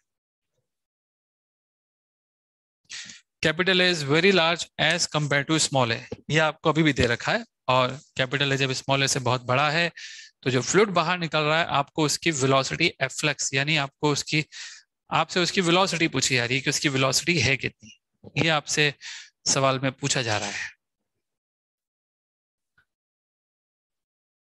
आप √2gh फॉर्मूला नहीं लगा सकते। यहाँ पे एक बहुत बड़ा परिवर्तन ये हो गया है कि आप जब स्ट्रीम लाइंस बनाओगे उसमें तो कोई परिवर्तन नहीं हुआ, लेकिन आप जब फ्लूइड के अंदर 2 पॉइंट लोगे जिस पे आप इक्वेशन लिखते हो, पहले भी लिखी थी आपने, एक पॉइंट ये होता था आपका 2 और एक पॉइंट फ्लूइड के अंदर ये पॉइंट होगा मान लीजिए 1। आपको पता है बहुत ज्यादा टेक्निकल बात कर रहे हैं, आपके सिलेबस के भी बियॉन्ड है, लेकिन जब भी बर्नौलिस लगाया जाता है तो एक ही स्ट्रीम लाइन के 2 पॉइंट पे लगाया जाता है, ये नियम होता है, लेकिन ये आपके सिलेबस के बियॉन्ड है। स्ट्रीम लाइंस भी बहुत डिटेल में आपके सिलेबस में नहीं है, लेकिन फ्लूइड मैकेनिक्स में ये नियम होता है। मैं ऐसा कर रहा हूँ बार बार, आपने नोटिस नहीं किया शायद, पर हर बार मैं ऐसा ही कर रहा हूँ। ठीक है, ठीक है ना, मैं हर बार ऐसे ही करता हूँ कि वो एक ही पॉइंट लेता हूँ स्ट्रीम लाइन का, ये होता है, फैक्ट होता है ये। पर आप ना भी यूज करो तो चलेगा, कोई फर्क नहीं पड़ता, हम तो इस पूरे क्रॉस सेक्शन में बात कर रहे हैं। ये बताओ कि यहाँ प्रेशर अब P0 होगा या कुछ और होगा? कुछ और होगा ना, वो निकालो कितना होगा, उसके बाद क्वेश्चन mg/a P0 प्लस, सबको समझ में कैसे आया? इस पिस्टन पे अगर हम देखेंगे तो P0a लग रहा होगा पिस्टन पे, और इस पिस्टन का अपना वजन भी होगा mg, और पिस्टन इक्विलिब्रियम में, पिस्टन नीचे नहीं गिर रहा। वो इसलिए नहीं गिर रहा क्योंकि अंदर का जो फ्लूइड है ना, वो भी अपना सर फोड़ के उस पर प्रेशर लगा रहा होगा। पहले वो प्रेशर P0 हुआ करता था, अब वो प्रेशर कितना होगा आप खुद ही निकाल दोगे, कितना आएगा P। अगर आप पिस्टन का इक्विलिब्रियम लगाओगे, इक्विलिब्रियम ऑफ पिस्टन आप लिखिए, इक्विलिब्रियम ऑफ पिस्टन, और बताओ कितना आ जाएगा। नहीं लगा सकते इक्विलिब्रियम पिस्टन, आप बोलोगे PA is equals to P0A plus mg, so P is nothing but P0 plus mg upon A। ये प्रेशर आ गया। अब आप यहाँ और यहाँ लगाओ बर्नौलिस, खत्म। तो हाइट h है, P प्लस √gh, इस बार मैं √v²/2 लिख ही नहीं रहा। वेलोसिटी ऑलमोस्ट कितनी होती है इसकी, 0 होती है एज कंपेयर टू v2, हमें उसी से तो माइनस करना होता है। इस बार मैंने लिखी नहीं वेलोसिटी, सबको समझ में आ गया वेलोसिटी क्यों नहीं लिखी, क्योंकि वो कटनी है, तो लिख के क्या फायदा। P0 plus mg upon a plus √gh is equal to P0 plus √v²/2। P0 से P0 कैंसिल हो जाएगा आपका, अगर आप देखेंगे तो P0 से P0 कैंसिल हो रहा है, यहाँ से आपको v2 मिल जाएगा, जो भी आपका आंसर आना होगा वो आ जाएगा। तो ऐसे अलग अलग केसेस में हम वेलोसिटी एफ फ्लक्स निकाल सकते हैं। कभी इसके ऊपर भी मास रख सकता हूं मैं, कोई फर्क नहीं पड़ता, मास रखते ही जिस मास की जगह हो सकता है मैं कोई फोर्स भी लगा के बोल दूं कि मैंने फोर्स लगाया टॉप सरफेस पे, तो प्रेशर बदल जाएगा। mg लगाओगे तो mg/a हो जाएगा, और कुछ और करोगे तो कुछ और भी हो सकता है। क्लियर है बात? आपसे एक प्रैक्टिकल सवाल पूछते हैं, आपने अपनी जिंदगी में ये चीज कई बार करी होगी। कभी आप पिकनिक पे गए हो तो आप एक वाटर बॉटल लेके गए होंगे अलग टाइप की, जिसमें नल होता है और नल में से पानी बाहर निकलता है। कैसा, कुछ याद आ रहा है क्या आपको? नहीं लगा वैसे कभी? Yes sir. ठीक है, अपन पानी लबालब भर लेते हैं, और पानी भरने के ऊपर से ढक्कन भी लगाए थे। फिर अपन जब शुरू में देखते हैं ना, तब तो पानी आराम से आता है। पिकनिक का कुछ समय बीत जाता है, और फिर जब खाना वाना खाने बैठते हैं और फिर पानी की बात करते हैं, तो हमें ऊपर का ढक्कन खोलना पड़ता है पानी लाने के लिए, है ना। तो ये ढक्कन क्यों खोलना पड़ता है, ये सवाल है। वैक्यूम कहाँ होगा, देखो आपको समझाते हैं क्या होता है। जब आपने पहली बार इस पानी को भरा था, पानी भर लिया, बाहर की हवा भी यहाँ पे है और एटमॉस्फेरिक प्रेशर अभी भी है। आपके ढक्कन लगाने के बावजूद, जब आपने ढक्कन लगा दिया तब भी यहाँ पे एटमॉस्फेरिक प्रेशर है, और उस समय भी जो हाइट एच डिफरेंस है, उस हाइट की वजह से वेलोसिटी √2gh आप लगभग कह सकते हो आ रही होगी। ये उस समय की बात है जब आपने पिकनिक शुरू किया था। आपका पिकनिक होता गया, और जैसे जैसे पिकनिक होता गया आपकी ये टंकी भी खाली होती गई, ढक्कन लगा हुआ है, ढक्कन आपने अभी तक हटाया नहीं है, और अब नया पिक्चर आपको दिखाते हैं कि होता क्या है। आपका पानी यहाँ तक आ जाता है, बहुत सारा पानी अभी भी है, आधा भरा हुआ हो सकता है, अभी भी खत्म नहीं हुआ पानी, आधा पानी तो बहुत होता है। लेकिन अब अपन जब खोलते हैं ना, तो या तो पानी आता ही नहीं है या बहुत मुश्किल से आता है, बहुत कम आता है। उसका कारण ये है, पहले प्रेशर कितना था, P0। ये जो हवा है ना आपकी, ये हवा एक्सपांड हो गई, ठीक है, और टेम्परेचर इसका वही रहेगा जो पहले था, क्योंकि पानी के नीचे आने से हवा का टेम्परेचर बढ़ने वाला नहीं। तो टेम्परेचर अगर सेम है और हवा एक्सपांड हो गई है, तो उसका प्रेशर क्या हो गया, कम घट हो गया गया। होगा। ये समझ में आ गया। टी जब कांस्टेंट होता है तो PV is equal to constant वाला कंसेप्ट लगता है। तो इस सिचुएशन में आपका प्रेशर पहले से क्या हो चुका है, कम हो चुका है। नई हाइट है, इस नई हाइट पर आप कह सकते हो कि आपका प्रेशर पहले से कम है। तो अगर प्रेशर कम है तो क्या वेलोसिटी पे फर्क पड़ेगा। अगर हम इस पूरे हाइट डिफरेंस को h ही मान ले कि यहाँ तक ही मान लो आप, तो नल कि हाइट डिफरेंस कितना है, h लगा। यहाँ पे इक्वेशन क्या लिखोगे, यहाँ पे p प्लस ρg(h'), और यहाँ क्या लिखोगे, P0 प्लस ρv²/2। समझ में आ गया सबको। आपको मालूम है P कम हो चुका है आपका, तो P माइनस P0 एक नेगेटिव क्वांटिटी आएगी, plus ρg(h' is equal to ρv²/2। ढक्कन लगने पर जो आपकी वेलोसिटी आएगी, उसमें ये टर्म नेगेटिव टर्म भी आएगी, ऐड होगी ना, बोलो होगी कि नहीं होगी। जैसे ही आप ढक्कन खोलते हो ये टर्म खत्म हो जाती है, ढक्कन खोलते ही यहाँ का प्रेशर वापस से P0 हो जाता है। जैसे ही आपने ढक्कन खोला, यहाँ का प्रेशर कितना हो जाता है, P0। तो P की वैल्यू क्या हो जाएगी, P0। वेलोसिटी का फॉर्मूला √2gh' आ जाएगा। तो जैसे ही आपने ढक्कन खोला आपका वेलोसिटी बढ़ जाता है, और जैसे ही ढक्कन बंद हो रहा था तब तक ये सीन था। क्या आप सबको समझ में आ रहा है।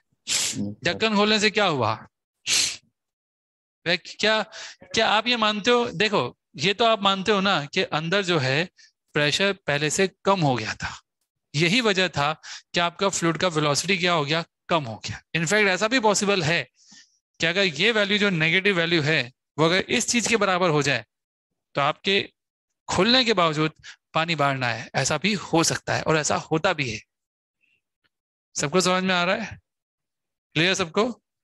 तो जैसे ये मैंने आपको एक प्रैक्टिकल केस आपको बता दिया, practical picnic case, practical picnic case examiner question बना सकता है। फॉर एग्जाम्पल एग्जामिनर क्या सवाल बना सकता है, एग्जामिनर आपसे ये सवाल बोल सकता है कि पहले ये जितनी भरी हुई थी वो हाइट आपको दे देगा, आपसे पूछेगा कि इस हाइट पर आने के बाद पानी बाहर निकलना बंद कर गया, तो बताओ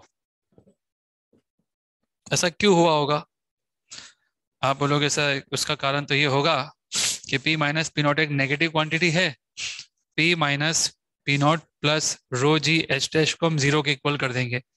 तो यहां से हमें मालूम पड़ा कि P जो है ना वो आ जाएगा P0 माइनस ρg(h'). ये कंडीशन आ गई आपके पास कि इतनी हाइट ऐसी हो सकती है जिस पे ये कमाल, उसमें प्रेशर ये आ जाएगा। आप ये भी बोल सकते हो, मैं आपको इक्वेशन बता रहा हूँ कि क्या क्या हो सकता है, एग्जामिनर क्या क्या कर सकता है। पीवी को कांस्टेंट बोल सकता है, उस समय जो वॉल्यूम था आपको वो दे देगा कि पूरा टंकी कैपिटल H भरा हुआ था, एरिया ए दे दिया आपको, तो बताओ उस समय वॉल्यूम कितना था ऊपर की हवा का, H माइनस H इंटू ए। प्रेशर कितना था, P0। आज प्रेशर कितना है, P0 माइनस ρg(h'), और आज वॉल्यूम कितना होगा, टोटल हाइट तो H थी ना, H माइनस H' इंटू ए, ये होगा। ये आज की कहानी है, समझ गया ना भाई। तो ये एक इक्वेशन बनाई मैंने आपके सामने, इस इक्वेशन से आप क्या निकाल सकते हो, थोड़ा सोचो कैपिटल एच आपको पता है, एरिया आपको पता है, स्मॉल एच शुरुआत में जो पानी भरा था वो आपको पता है। क्या निकाल सकते हो इस इक्वेशन से? H dash. What is H dash? H dash वो हाइट है जिसके बाद पानी निकलना बंद हो गया। आप पिकनिक पे जाओ तो वो हाइट भी बता सकते हो पहले से ही कि इतनी हाइट के बाद पानी बाहर नहीं निकलेगा। चैलेंज लगाता हूँ मैं, शर्त लगाता हूँ, शर्त लगाओ कितने कितने की लगाते हो। आप ऐसे पूछ सकते हो पहले से ही, अगर आपने यहाँ से कैलकुलेशन कर रखी है तो। आज से बहुत साल पहले 80 के दशक में जेई एडवांस में सवाल आया था, सब्जेक्टिव सवाल, और ये पूछा गया था कि किस हाइट के बाद पानी टंकी से बाहर निकलना बंद कर देगा। इसी इक्वेशन से वो आंसर आता है। क्या आप सबको ये सवाल समझ में आ गया? मैंने Yes, एच sir. टेस्ट किसे कहा? सबको समझ में आ रहा है मैं एच टेस्ट किसको बोल रहा हूँ? H test is the height of water जिसके बाद नल से पानी बाहर नहीं आया। तो अब हम तो बोलते हैं कम हो जाता है, बहुत मुश्किल से आता है, लेकिन मैंने देखा है कई बार, आपने भी देखा होगा, आता ही नहीं है। आप प्रेस करते हो या खोल देते हो, पानी टपकता ही नहीं है बाहर, और तब हम क्या बोलते हैं? वैक्यूम आ गया अंदर, ऐसा बोलते हैं ना अपन। तो वैक्यूम अपन इसलिए बोलते हैं क्योंकि प्रेशर कम हो गया। तो प्रेशर कम होने का मतलब क्या होता है? वैक्यूम आ गया। किधर साइड है? वैक्यूम पंप लाओ, निकाल दो सारी हवा। बहुत मुश्किल है। सबसे आसान तरीका क्या होगा पिकनिक पे? ढक्कन खोलना। वही करते हैं, सबसे आसान तरीका तो वही है। और क्या करोगे आप? ढक्कन खोलते ही हवा बाहर की जाएगी अंदर, और प्रेशर पी नॉट हो जाएगा अंदर। जो कम हो गया था ना, आपको उस प्रेशर को वापस बिल्डअप करना है पी नॉट के बराबर। स्पेस में हाँ पी नॉट नहीं है तो निकल जाता होगा। तो आप कोई हॉलीवुड की मूवी देखो, आप कोई हॉलीवुड की मूवी देखो, आप उसमें पानी ऐसे ही दिखाते हैं आपको। हॉलीवुड की मूवी देखी दो चार, देखो आप, जैसे मून पे जाते हैं, उनके पानी पीने की भी अलग तरह की बोतल होती है, आप देखना उनको। सिंपल बिस्लरी बोतल नहीं यूज करते हो, ठीक है? कोई स्पेशल टाइप की बोतल्स दिखाते हैं, अलग टाइप की। उसमें कुछ ऐसी टेक्नोलॉजी होती है कि वो पानी पी पाए। भाई ग्रेविटी तो है नहीं। मान लो आप इस सेटेलाइट में गोल गोल घूम रहे हो ट्रेजेक्ट्री में, और ग्रेविटी भी नहीं है वहां पे, मान लो। हालांकि ग्रेविटी बना लेते हैं वो अपने स्पेस में, स्पेस क्राफ्ट में, या जिस ग्रह पे उतरते हैं वहां तो ग्रेविटी होती है, तो वहां तो पी लेते हैं, वहां कोई प्रॉब्लम नहीं है। वहां पे एटमॉस्फेयर नहीं है तो प्रॉब्लम हो सकती है। एटमॉस्फेयर नहीं होगा, मान लो अगर हम पी नॉट को ही गायब कर दें, तब भी आपकी वेलोसिटी कितनी आएगी? वहां पे पी नॉट नहीं है, यहाँ पे पी नॉट नहीं है, तो वेलोसिटी तो आ रही है √2gh, कोई प्रॉब्लम नहीं है। ग्रेविटी ना हो तो प्रॉब्लम है। पानी कैसे पियोगे फिर आप? अरे ऐसे डालोगे ना आप तो नीचे आएगा ही नहीं ना वो तो। अब पानी कैसे पियोगे आप? तो उसकी कोई टेक्निक होती होगी। पिक्चर में दिखाया, आप देखना, पानी पीने का भी अलग स्टाइल होता है उनका। स्ट्रॉ से पी सकते हो आप, स्ट्रॉ से तो पी सकते हो आप, बिल्कुल पी सकते हो। समझ गए?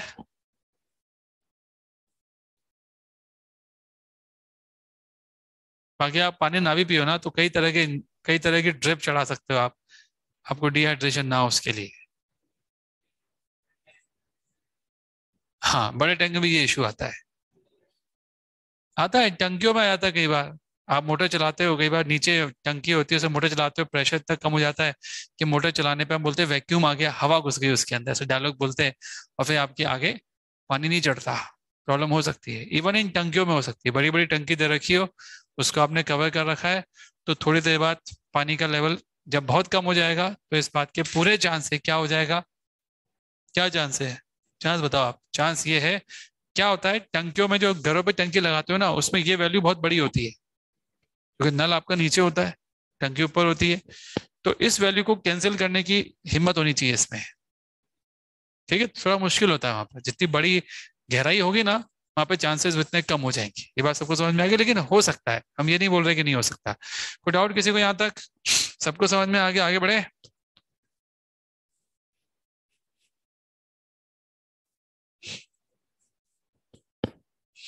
भाई एक प्रैक्टिकल एग्जाम्पल भी था, और ये एडवांस में आया हुआ सवाल भी है।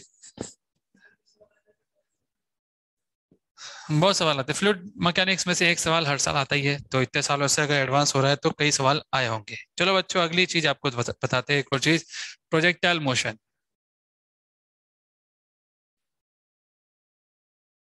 ये अगला एप्लीकेशन है इसका।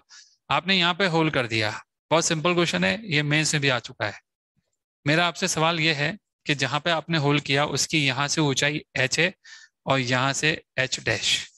आपको बताना है जमीन पे जो पानी टकराएगा, पहली बार जैसे ही आपने होल किया पानी जो टकराएगा, वो जहाँ पे भी टकराएगा ना, वो रेंज आपको निकालनी है। रेंज आर आपको निकाल के दिखाना है, निकालो।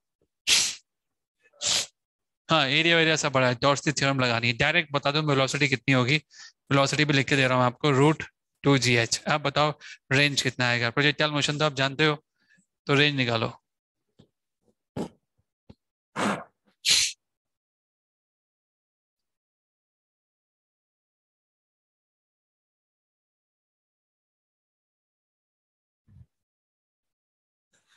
अगर हम रेंज निकालेंगे तो पहले हमें टाइम ऑफ फ्लाइट निकालना पड़ेगा। देखिए इसके पास हॉरिजॉन्टल वेलोसिटी है, वर्टिकल कुछ भी नहीं है, डिस्प्लेसमेंट वर्टिकल h डैश करना है। क्या हम h डैश को हाफ GT² करके टाइम निकाल सकते हैं? अब आपको को कुछ भी याद नहीं आ रहा प्रोजेक्टाइल मोशन में तो अलग बात है। और रेंज का फॉर्मूला हो जाएगा हॉरिजॉन्टल वेलोसिटी इनटू टाइम। तो v तो है √2gh, टाइम आपने निकाल ही दिया, कितना आ गया 2√h h डैश, ये आ रहा है क्या, है ना? ठीक है, तो ये आ गया हमारा रेंज का फॉर्मूला। क्या आपको ऐसा भी एहसास हो रहा है कि रेंज के फॉर्मूले में जी नहीं आ रहा? यानी अगर ये टैंक मून पे लेके जाया जाए तो वहां पे भी रेंज यही आना चाहिए। क्या आप सबको ये एहसास है मैं क्या बोल रहा हूँ आपसे? तो ये भी एक खास बात है कि रेंज जी पर डिपेंड ही नहीं कर रहा। रेंज आपके सामने आ गया। रेंज दोनों हाइट पे डिपेंड कर रहा है, ऊपर से कितनी गहराई है और नीचे से कितनी हाइट है उस पर डिपेंड कर रहा है। तो मैं आपसे एक सवाल और पूछ सकता हूँ। हमारे पास पानी यहाँ तक भरा हुआ है, हम चाहते हैं कि किस हाइट पर हम होल करें जिससे कि रेंज मैक्सिमम पॉसिबल रेंज के बराबर हो। आप अलग अलग जगह पे होल कर सकते हो, तो आपको कहाँ पे होल करना चाहिए जिससे कि रेंज मैक्सिमम पॉसिबल रेंज आ जाए? h/2 पर। सबको समझ में आ गया h/2 क्यों आया? क्यों आया? हाँ, आप दो नंबरों को मल्टीप्लाई करना चाहते हो, ये है वो दो नंबर, और इन दोनों नंबर का सम आपको पता है कितना है, H। तो मैथमेटिक्स आपने पढ़ी है कि दो नंबर का मल्टीप्लाई मैक्सिमम कब आ सकता है, जब वो दोनों बराबर हो, अगर उनके सम आपको पहले से ही पता हो। या अगर नहीं समझ में आया तो मैं निकाल के दिखाता हूँ आपको। और तो क्या कर सकते हैं, ये हाइट h है, क्वेश्चन लिखो at what height hole should make और at what depth hole should make so that range become maximum. At what depth hole should made so that range become maximum. At what depth hole should be made so that range become maximum. हम चाहते हैं कि range maximum हो जाए, उसके लिए हमें whole कहां पर करना चाहिए, ये सवाल मैं आपसे पूछ रहा हूं। तो रेंज का जो फॉर्मूला है वो हम लगाएंगे, तो 2h capital H minus h into 2 होगा, ये रेंज का फॉर्मूला है। इसको हमें मैक्सिमाइज करना है, तो y हो जाएगा हमारा h capital H minus h। जब इसका मैक्सिमाइज करना है तो dy/dh करो, क्योंकि अलग अलग हाइट पर ये वैल्यू अलग अलग आ रही है। जब आप डिफ्रेंशिएट करोगे तो ये इतना आ रहा है, और आप कह सकते हो कि h आ जाएगा h/2। और मैं तो डायरेक्ट कह रहा हूँ, दो नंबर का सम आपको मालूम है हर बार कितना आएगा। आप कहीं भी होल करो, यहाँ करो, यहाँ करो, यहाँ करो, इन दोनों नंबर का सम कितना आएगा, कैपिटल H। लेकिन दोनों का मल्टीप्लाई हर बार क्या आएगा, अलग अलग। जब दो नंबरों का सम फिक्स हो तो उनका मल्टीप्लाई मैक्सिमम कब आता है, जब वो दोनों बराबर बराबर होते हैं। तो उससे भी आप बोल सकते थे कि h/2 हाइट पर अगर आपने होल किया, you will get the maximum range. सबको समझ में आ गया बात?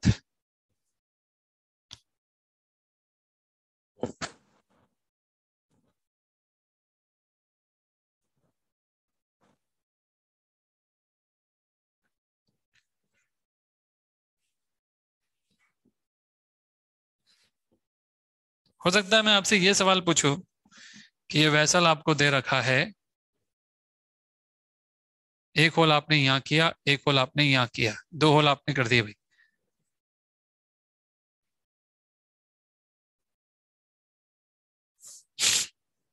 और इस होल की रेंज और इस होल की रेंज सेम बताई जा रही है। ठीक है, इस होल की भी गहराई आपको मालूम है ए है, और इस होल की भी गहराई आपको मालूम है बी है। मेरा आपसे सवाल क्या है, कहां पे होल करें जिससे कि मैक्सिमम रेंज आ सके? Eight what depth hole should be made so that maximum range can come? At what depth hole should be made so that maximum range can come? इन दोनों से रेंज सेम आ रही है, दोनों की डेप्थ अलग अलग है। मैं आपसे पूछ रहा हूँ कि आप कहाँ पे होल करो जिससे कि आपकी जो रेंज आ जाए वो मैक्सिमम पॉसिबल रेंज आ जाए। आपको पता है वो h/2 होता है, पर अभी आपको h नहीं दे रखा, वो h आपको पहले निकालना पड़ेगा। तो पहले वो h निकालिए।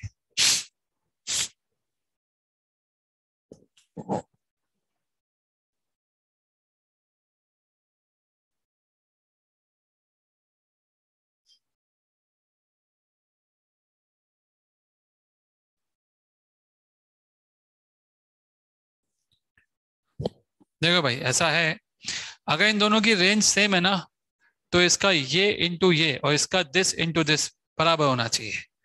तो 2 रूट पहले वाले की बात करते a into H minus A is equals to दूसरे वाले की बात करते, ये मान लीजिए ये b है ना यहाँ से यहाँ तक, तो ये h माइनस बी होगा, b into H minus B. ये आप कह सकते हो, ये कहोगे आप। वैसे मैं तो ये भी कह सकता हूँ कि इसकी ये दूरी उसकी दूरी बराबर होनी चाहिए। इससे क्या रिजल्ट आ रहा है, कैपिटल H कितना आ रहा है आपको निकल के बताओ? AH minus a square BH minus b square. कितना आया इसको सॉल्व करके? a प्लस बी आ गया, h आ गया a प्लस बी बच्चों। तो जैसे ही h a प्लस बी आ गया, आंसर कितना हो जाएगा? a प्लस बी का आधा। सिंपल लल्लू क्वेश्चन, सबको समझ में आ गया ये बात? तो eight h/2 range is maximum.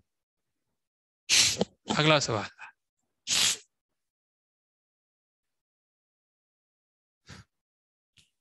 अगला सवाल क्या है वो सुनिए आप। अगला सवाल मेरा आपसे ये है कि ये यहाँ पे नीचे गिर रहा है और यहाँ पर एक चूहा है जो शावर ले रहा है और नहा रहा है आराम से। ठीक है, हम चाहते हैं कि ये चूहा लगातार नहाता रहे, लगातार शावर ले सके, लगातार एंजॉय कर सके इस झरने को। तो आपसे मेरा ये सवाल है कि इसको कितनी वेलोसिटी से मूव करना पड़ेगा इस जमीन पर, और किस तरह मूव करना पड़ेगा ताकि ये लगातार झरने का आनंद ले सके। क्लियर है बात? दोनों पॉइंट एक ही जगह पे करने हैं आपको। आप इसकी बात कर रहे हो, हम तो एक नया होल करेंगे बिल्कुल, उसकी रेंज इससे ज्यादा आएगी, वो मैक्सिमम रेंज होगी। तो होल तो करे हुए थे, एक होल और आप करोगे, उसकी रेंज सबसे ज्यादा आएगी। वो जो सबसे ज्यादा आएगी वो मिडल में होगा। बोलो बेटा। सर जैसे ही मिडल वाला होल कराए, ऊपर वाले की उससे लाइट की मतलब वो उससे कट कर रहा है ना तो वाटर के, सर वो पॉइंट कैसे निकालेंगे? करने तो कट, कुछ फर्क यहाँ नहीं पर पड़ता। वो पॉइंट निकालना चाहते हो आप? Yes sir. नहीं निकाल सकते, और निकालना है तो निकाल भी सकते हो। क्या है, दो प्रोजेक्टाइल कब टकराएंगे नहीं निकाल सकते क्या? ट्रेजेक्ट्री का इक्वेशन। ट्रैजेक्टरी इक्वेशन लिख के निकाल लेंगे ना सर? हाँ, दो प्रोजेक्टाइल कहाँ टकराएंगे नहीं निकाल सकते क्या? बोलो हाँ या ना। Yes sir. तो बस निकाल लेना, एक इससे फेंका एक इससे फेंका है, निकाल लेना। ऐसा क्वेश्चन पूछ भी सकता है एग्जामिनर, आपने बनाया एक सवाल। चलिए अब सवाल देखिए क्या है। तो आपको ये करना है कि इसका हाइट h दे रखा है आपको, इस समय तो हाइट h है। आपको ये बताना है कि इसको कितनी वेलोसिटी से मूव करना चाहिए जिससे कि इसको लगातार पानी मिलता रहे, राइट? तो चूहा, बाय व्हाट वेलोसिटी चूहा should move, by what velocity चूहा should move so that he can take Anand of झरना forever। अपनी पूरी जिंदगी वो चलता रहेगा और इस झरने का आनंद उसे मिलता रहेगा, पानी उसके ऊपर आता रहेगा। वो चाहता है कि शावर ले सके, लगातार मूव करेगा। तो वो किस डायरेक्शन में और कितनी वेलोसिटी से मूव करे जिससे कि वो इस चीज को एंजॉय कर सके। स्मॉल एरिया आपको दे रखा है, स्मॉल है, ये कैपिटल है, और ये बहुत बड़ा एरिया आपको दे रखा है। चलिए, आपको रेंज का फॉर्मूला पता है कि क्या होता है? इसकी हाइट भी दे रखी है h डैश, वो h लगातार चेंज हो रहा है, h डैश आपका फिक्स है। So what is range? आप बोलोगे सर रेंज का फॉर्मूला होता है ये रेंज है। क्या समय के साथ रेंज कम हो रही है? हो रही है। अगर रेंज कम होगी, यानी पहले यहाँ जाएगा, फिर यहाँ जाएगा, फिर यहाँ जाएगा, फिर यहाँ जाएगा, तो चूहे को किस तरफ आना पड़ेगा? इस तरफ। अब कोई आपसे पूछे कि चूहा कितनी वेलोसिटी से मूव करेगा, तो आप बोलोगे रेंज के कम होने की जो रेट होगी ना, अगर रेंज 1 सेकंड में 2 मीटर से कम हो रही है, तो चूहे को भी 1 सेकंड में 2 मीटर इस तरफ खिसकना पड़ेगा। तो आप बस ये मालूम करो कि dr/dt कितना है, बस इससे आपका काम हो जाएगा। dr/dt कैसे निकालेंगे? रूट एच डैश, 2 को तो बाहर ले लो, हाफ h की पावर हाफ माइनस 1 dh/dt हो जाएगा। तो 2 से 2 कट जाएगा और ये आ जाएगा root H dash upon h dh/dt। सबको समझ में आ गया बात? ये माइनस में भी आएगा, माइनस में आना चाहिए ना, रेंज आपकी लगातार कम हो रही है, तो dh/dt माइनस में आएगा। देखते हैं dh/dt कितना आएगा। h is continuously decreasing, dh/dt कैसे निकालेंगे? क्या आपको लगता है यहां से कुछ बाहर निकल रहा है? वॉल्यूम आउटफ्लो रेट तो आपको पता है ना पहले से ही, क्या है rate? A V, A √2gh। ये समझ में आ गया? अरे भाई, किसी भी टाइम t पर मान लो ये h तो वेरिएबल है, ये कांस्टेंट नहीं है, पर जो भी हाइट h है उसकी टर्म में तो आएगा ना वॉल्यूम आउटफ्लो रेट। अगर किसी भी टाइम पे वॉल्यूम आउटफ्लो रेट ये है, तो इसका वॉल्यूम कम भी तो हो रहा होगा। कोई आपसे पूछे कि वॉल्यूम डिक्रीमेंट रेट क्या है, वॉल्यूम में डिक्रीमेंट रेट बताओ क्या आएगी? वॉल्यूम है कितना? Capital A into H plus H dash. Volume तो यही है पूरे लिक्विड का, उसको आप डिफरेंशिएट करो किसके रेस्पेक्ट में? टी के रेस्पेक्ट में। तो यहाँ पे आ जाएगा A dh/dt, एच डैश तो कांस्टेंट है, ये आएगा वॉल्यूम डिक्रीमेंट रेट। ये घटने की रेट है और वो वॉल्यूम बाहर निकलने की रेट है, दोनों को इक्वेट करते हैं अपन।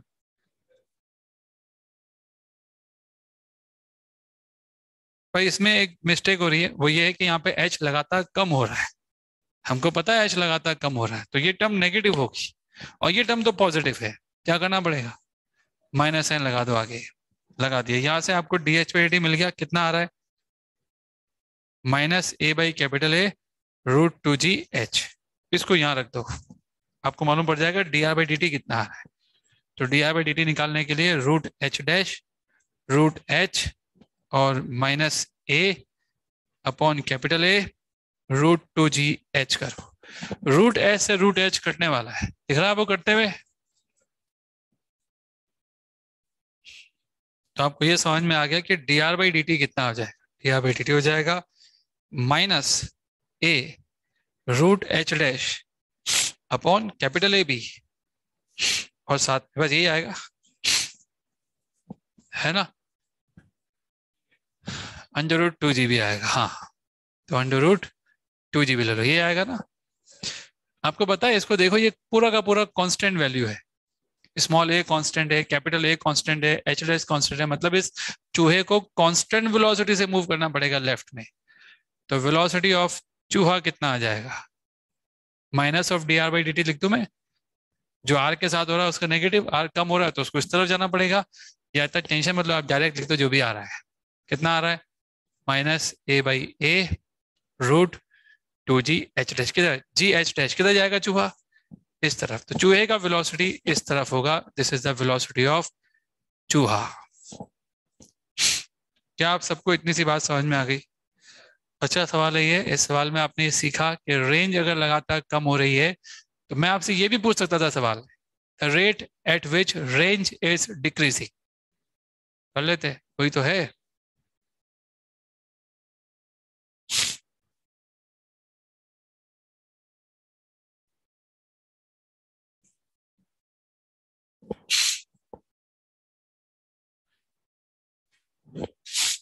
लास्ट क्वेश्चन इसमें आपसे ये भी पूछ सकते हैं कि कितने टाइम में आपका ये टैंक खाली हो जाएगा।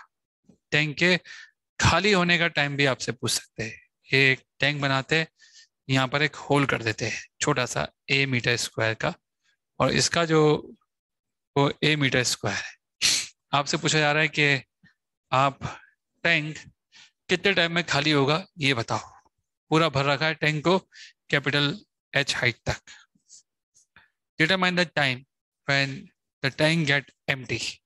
मैं ये भी पूछ सकता हूँ आधा कितने टाइम में खाली होगा, आपको तो ये आइडिया लगना चाहिए खाली होने का इक्वेशन क्वेश्चन सॉल्व कैसे होगा। इक्वेशन ऑलरेडी वहां लिखी हुई है, उससे ही सॉल्व होगा। कहाँ लिखी हुई है बताओ, ये लिखा हुआ है, इससे सॉल्व होगा। आपका जब होल से फ्लूइड बाहर निकलेगा तो यहाँ का जो लेवल है ना, ये अभी भले ही कैपिटल एच है, थोड़ी देर बाद ये लेवल कितना हो जाएगा टी टाइम पर, ये तो टी इज टू 0 पर है जो आपने शुरू में देख रहे हो। टाइम टी पर हाइट एच रह जाएगी और वी आ जाएगा √2g(h). इस समय जो आपका इक्वेशन होगा वो होगा, वहां पे लिखा हुआ है देखो, -a√2g(h) = a dH/dt। क्या आप सबको समझ में आ गया? मैंने वॉल्यूम आउटफ्लो रेट निकाला, उसको बराबर कर दिया कि किस रेट से आपका लेवल कम हो रहा है। ये इक्वेशन से हमारा क्वेश्चन खत्म हो जाए। पूरा खाली होने तक h कितना हो जाना चाहिए? 0। अब इसको इंटीग्रल इक्वेशन है, इसको सॉल्व करेंगे, dH/√h, और बाकी सब कुछ तो चल जाएगा, -a(A)√2g(dt). दोनों तरफ इंटीग्रेट कर, जब आप दोनों तरफ इंटीग्रेट करोगे तो आपको ये मालूम पड़ जाएगा कि पूरा खाली होने का टाइम कितना होगा। t0 पर कितनी हाइट थी आपकी? Capital H। और टाइम t पे हाइट कितनी होगी? 0। फाइनली खाली हो गया ना t। हमने वो टाइम निकालना है जब पूरा खाली हो जाए। तो पूरा खाली होने तक हाइट कितनी होगी? 0। सॉल्व करेंगे तो आपको मालूम पड़ जाएगा पूरा खाली होने का टाइम कितना होगा।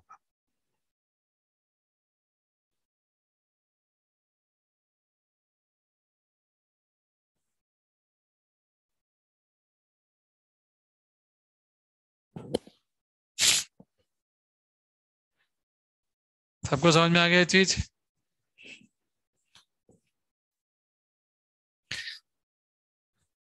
सर एक और चीज होती है साइफन, और इसके बाद एक और बचता है एटोमाइजर, जो मैं अगली क्लास में ले पाऊंगा, लेकिन साइफन तो भी खत्म करता हूं मैं। साइफन वही है जो कई बार अपन टंकी को खाली करने के लिए यूज करते हैं, अगर पंप ना हो आपके पास तो। आज से कुछ साल पहले तक कई पिक्चरों में आपने भी किया होगा, पेट्रोल की टंकी में से पेट्रोल कैसे निकाला जाए, खाली हो गया, किसी दोस्त से लेना है तो पाइप लेते थे, खींचते थे, थोड़ा सा पाइप मुंह के आसपास आ भी जाया करता था, वो आना जरूरी भी है, और जैसे ही वो आ जाए उसको नीचे रख दो, फिर पाइप से अपने आप वो पानी निकलता रहेगा या पेट्रोल निकलता रहेगा। तो हम क्या करेंगे, पहले खींचेंगे, खींच करके फ्लूइड को यहाँ तक लाएंगे। एक बार हमने फ्लूइड को खींच के यहाँ तक लिया है, उसके बाद पाइप को ऐसे नीचे छोड़ देंगे, अब नहीं खींचना है। अब आप देखिए ये पानी निकल निकल के यहाँ से बाहर निकलेगा, तो वो बाहर क्यों निकलता है उसको हम समझ सकते हैं, हम बता भी सकते हैं कितनी वेलोसिटी से बाहर निकलता होगा, ये वेलोसिटी भी निकाल सकते हैं अपन। देखिए ये मैं आपके सामने क्या बना रहा हूँ, आप बोलोगे सही है, आप ब्लू कलर की लाइनें बना रहे हो, सही बोला आपने, ब्लू कलर की लाइनें बना रहा हूँ। ये कौन सी लाइनें कहलाती है? Stream lines. I am making a stream line right now. अब मैं बर्नौलियस थ्योरम लगाऊंगा आपके सामने 2 पॉइंटों पर, एक पॉइंट ये वाला होगा और एक पॉइंट ये होगा। आगे समझ में? ये मेरा फ्लूइड है पूरा का पूरा, ऐसे जा रहा है फ्लूइड नीचे और सब अंदर जा रहा है ऐसे, और फिर यहाँ से निकल निकल के यहाँ से आ रहा है। इस पॉइंट का प्रेशर मुझे पता है P0, इस पॉइंट का भी प्रेशर पता है P0। यहाँ पे वेलोसिटी है V, और ये बड़ा है, बड़ा टैंक है ना, बिग टैंक। बिग टैंक की तो वेलोसिटी आप वैसे ही कितनी मान लेते हो? 0। याद आ रहा है कि नहीं आ रहा? हर बार बड़े टैंक में वेलोसिटी कितनी मानते हैं? 0 मानते हैं। हम ग्लास के अंदर नहीं कर रही है, पानी का ग्लास में पाइप डाल के नहीं, हम बड़े टैंक में से निकाल रहे हैं। तो टैंक के लिए हम साइफन बना रहे हैं। अब लगाते हैं P0। हाइट डिफरेंस देखो, ये जो पॉइंट दिख रहा है इसका और इसका लेवल का एक डिफरेंस होगा कैपिटल H। देखिए आपको, जहां पे पाइप का मुंडा है और जहां पे वो है पानी का लेवल, उन दोनों के बीच का डिफरेंस कितना है? H। अब आप लिखिए P0 प्लस ρgh। वेलोसिटी 0 है, आप लिख ही नहीं रहे उसको, ऑलमोस्ट 0 है, ठीक है। यहाँ पे वेलोसिटी भी है ρv²/2 प्लस P0। आप देखिए सॉल्व करने पर आपको वेलोसिटी कितनी मिल रही है? √2g(H). क्या आप सबको साइफन समझ में आ गया? जितना ज्यादा आप इसको नीचे रखोगे उतनी ज्यादा वेलोसिटी आएगी यहां से। एक बात तो मैं ये समझ में आ रही है, समझ में आ गया? आपका जो पाइप है जो आप खींचोगे, जितना लंबा होगा और आप इतना नीचे उसको लटका पाओगे, आप मान के चलो उतनी ज्यादा वेलोसिटी, उतना तेजी से आप इस टैंक को खाली कर पाओगे। अच्छा, एक और सवाल है, ये जो हाईएस्ट पॉइंट है, इस हाईएस्ट पॉइंट पे प्रेशर कितना होगा? ये हाईएस्ट पॉइंट मान लीजिए यहां से H ऊपर है। अब बताओ यहाँ का प्रेशर कितना है, पी नॉट। ये पूरा तो यूनिफॉर्म क्रॉस सेक्शन है ना। यूनिफॉर्म क्रॉस सेक्शन में तो आपको पता है even in fluid dynamics pressure का वेरिएशन का फॉर्मूला क्या होता है, नीचे आने प्रेशर बढ़ता है ना रो जी एस से। तो क्या आप ये कह सकते हो कि P A is nothing but P not minus rho ji H plus small H, बोलिए कह सकते हैं अपन ऐसा। हाईएस्ट पॉइंट पे बता रहे हैं आपको, ये हाईएस्ट पॉइंट का प्रेशर है। हाईएस्ट पॉइंट का प्रेशर आपको क्यों बताया जा रहा है, आपको ये समझाते हैं। अगर आपने इस एच को बहुत बड़ा कर दिया, मतलब आपने अपने पाइप को यू उठा के यू लाया, यू उठा के यू ज्यादा ऊपर से लेके आ गए, इच्छा होगी कि ज्यादा ऊपर से लेके आओ यू घुमा के, तो ज्यादा ऊपर से लेके आने पर यहाँ पे प्रेशर बहुत कम हो जाएगा। और अगर यहाँ पे प्रेशर जीरो हो गया, क्या हो गया, जीरो, तो जीरो प्रेशर होने का मतलब है कि यहाँ पे फ्लूइड ही खत्म हो गया। फ्लूइड है तो प्रेशर भी होगा, जीरो का मतलब क्या है, फ्लूइड ही नहीं है, मतलब ये कि यहाँ पे खेल खत्म हो गया, पानी यहाँ तक आएगा, इससे आगे नहीं जाएगा, पानी यहाँ तक रहेगा और ये यहाँ का पानी निकल के बाहर आ जाएगा, ये पानी नीचे गिर जाएगा, खेल खत्म। समझ में आ गया। तो आपको ये ध्यान रखना है कि किसी भी हालत में PA must be more than zero for working of siphon. अगर आप चाहते हो कि ये साइफन काम करता रहे तो पीए जो हाईएस्ट पॉइंट का प्रेशर है वो किसी भी हालत में जीरो से कम तो नहीं होना चाहिए, जीरो से बड़ा ही होना चाहिए, तभी आपका ये साइफन लगातार कम करेगा। ऐसा लग रहा है कि पंप काम कर रहा है, ग्रेविटी फोर्स यहाँ पे रोल अदा कर रहा है, वो उसको नीचे लेके आ रहा है। लेकिन आपको ऐसा फील आ रहा होगा कि यार हमने जिस वेलोसिटी से खींचा, ऐसा नहीं है कि जितने से आपने खींचा उतने से बाहर निकल रहा होगा, आपने खींच के पाइप नीचे डाल दिया ना तो वेलोसिटी बढ़ जाएगी। वेलोसिटी का फॉर्मूला किस पे डिपेंड करेगा, हाइट पर, इस पे नहीं कि आपने कितनी स्पीड से उसे खींचा है। नहीं, सारे वर्गडन कर रहे हैं, लेकिन √2GH फॉर्मूला जो देख के लग रहा है आपको, क्या लगता है, यहाँ पे दोनों तरफ पी नॉट है ना, तो जब दोनों तरफ पी नॉट तो प्रेशर एनर्जी दोनों तरफ बैलेंस हो गई, मतलब प्रेशर ने वर्गडन कितना किया, जीरो किया। तो वर्गडन हो कौन रहा, किसका द्वारा हो रहा है, ग्रेविटी के कारण। आगे समझ में, यही उसमें भी हुआ था, दोनों तरफ प्रेशर क्या था, सेम था। अरे तो फोर्स भी अलग अलग आएगा, यहाँ का फोर्स अलग होगा, वहां का फोर्स अलग होगा। प्रेशर अगर आपस में कट रहे बर्नौलिस इक्वेशन में, इसका मतलब प्रेशर फोर्स ने नेट वर्क डन कितना किया उस एलिमेंट पर, जीरो किया, तभी तो कट रहे, वरना कटेंगे कैसे, बताओ मुझे आप। आपने कहा, आपने खींचा, पानी निकाल दिया, उसके बाद आपको कुछ नहीं करना, पानी अपने आप निकलेगा, जितना वो नीचे होगा उतना ज्यादा तेजी से पानी बाहर निकलेगा। समझ गए, क्लियर है बात सर? बड़े टैंक में लगेगा। सर, बोलिए। सर बिना खींचने से नहीं निकलेगा? बिना खींच के ही निकलेगा, आपको पानी को यहाँ तक तो लाना ही पड़ेगा। तो आप क्यों? सोचो कि बस ऐसे लगा दिया पानी अपने आप उठेगा, क्यों उठेगा, कोई लॉजिक ही नहीं उठने का। हाँ, उठा के आप यहाँ तक लिया है, एक बार आपने ये फ्लो बना दिया, उसके बाद पानी आता रहेगा, कोई प्रॉब्लम नहीं है। हाँ, पतले पाइप से भी जाएगा। कितना पतला, मतलब कितना पतला वाला चाहता है, हाँ हो जाएगा, हो जाएगा। कितना, खींच के यहाँ तक ले आओ अपने मुंह तक पानी एक बार, और फिर यहाँ पे लटका दो उसको।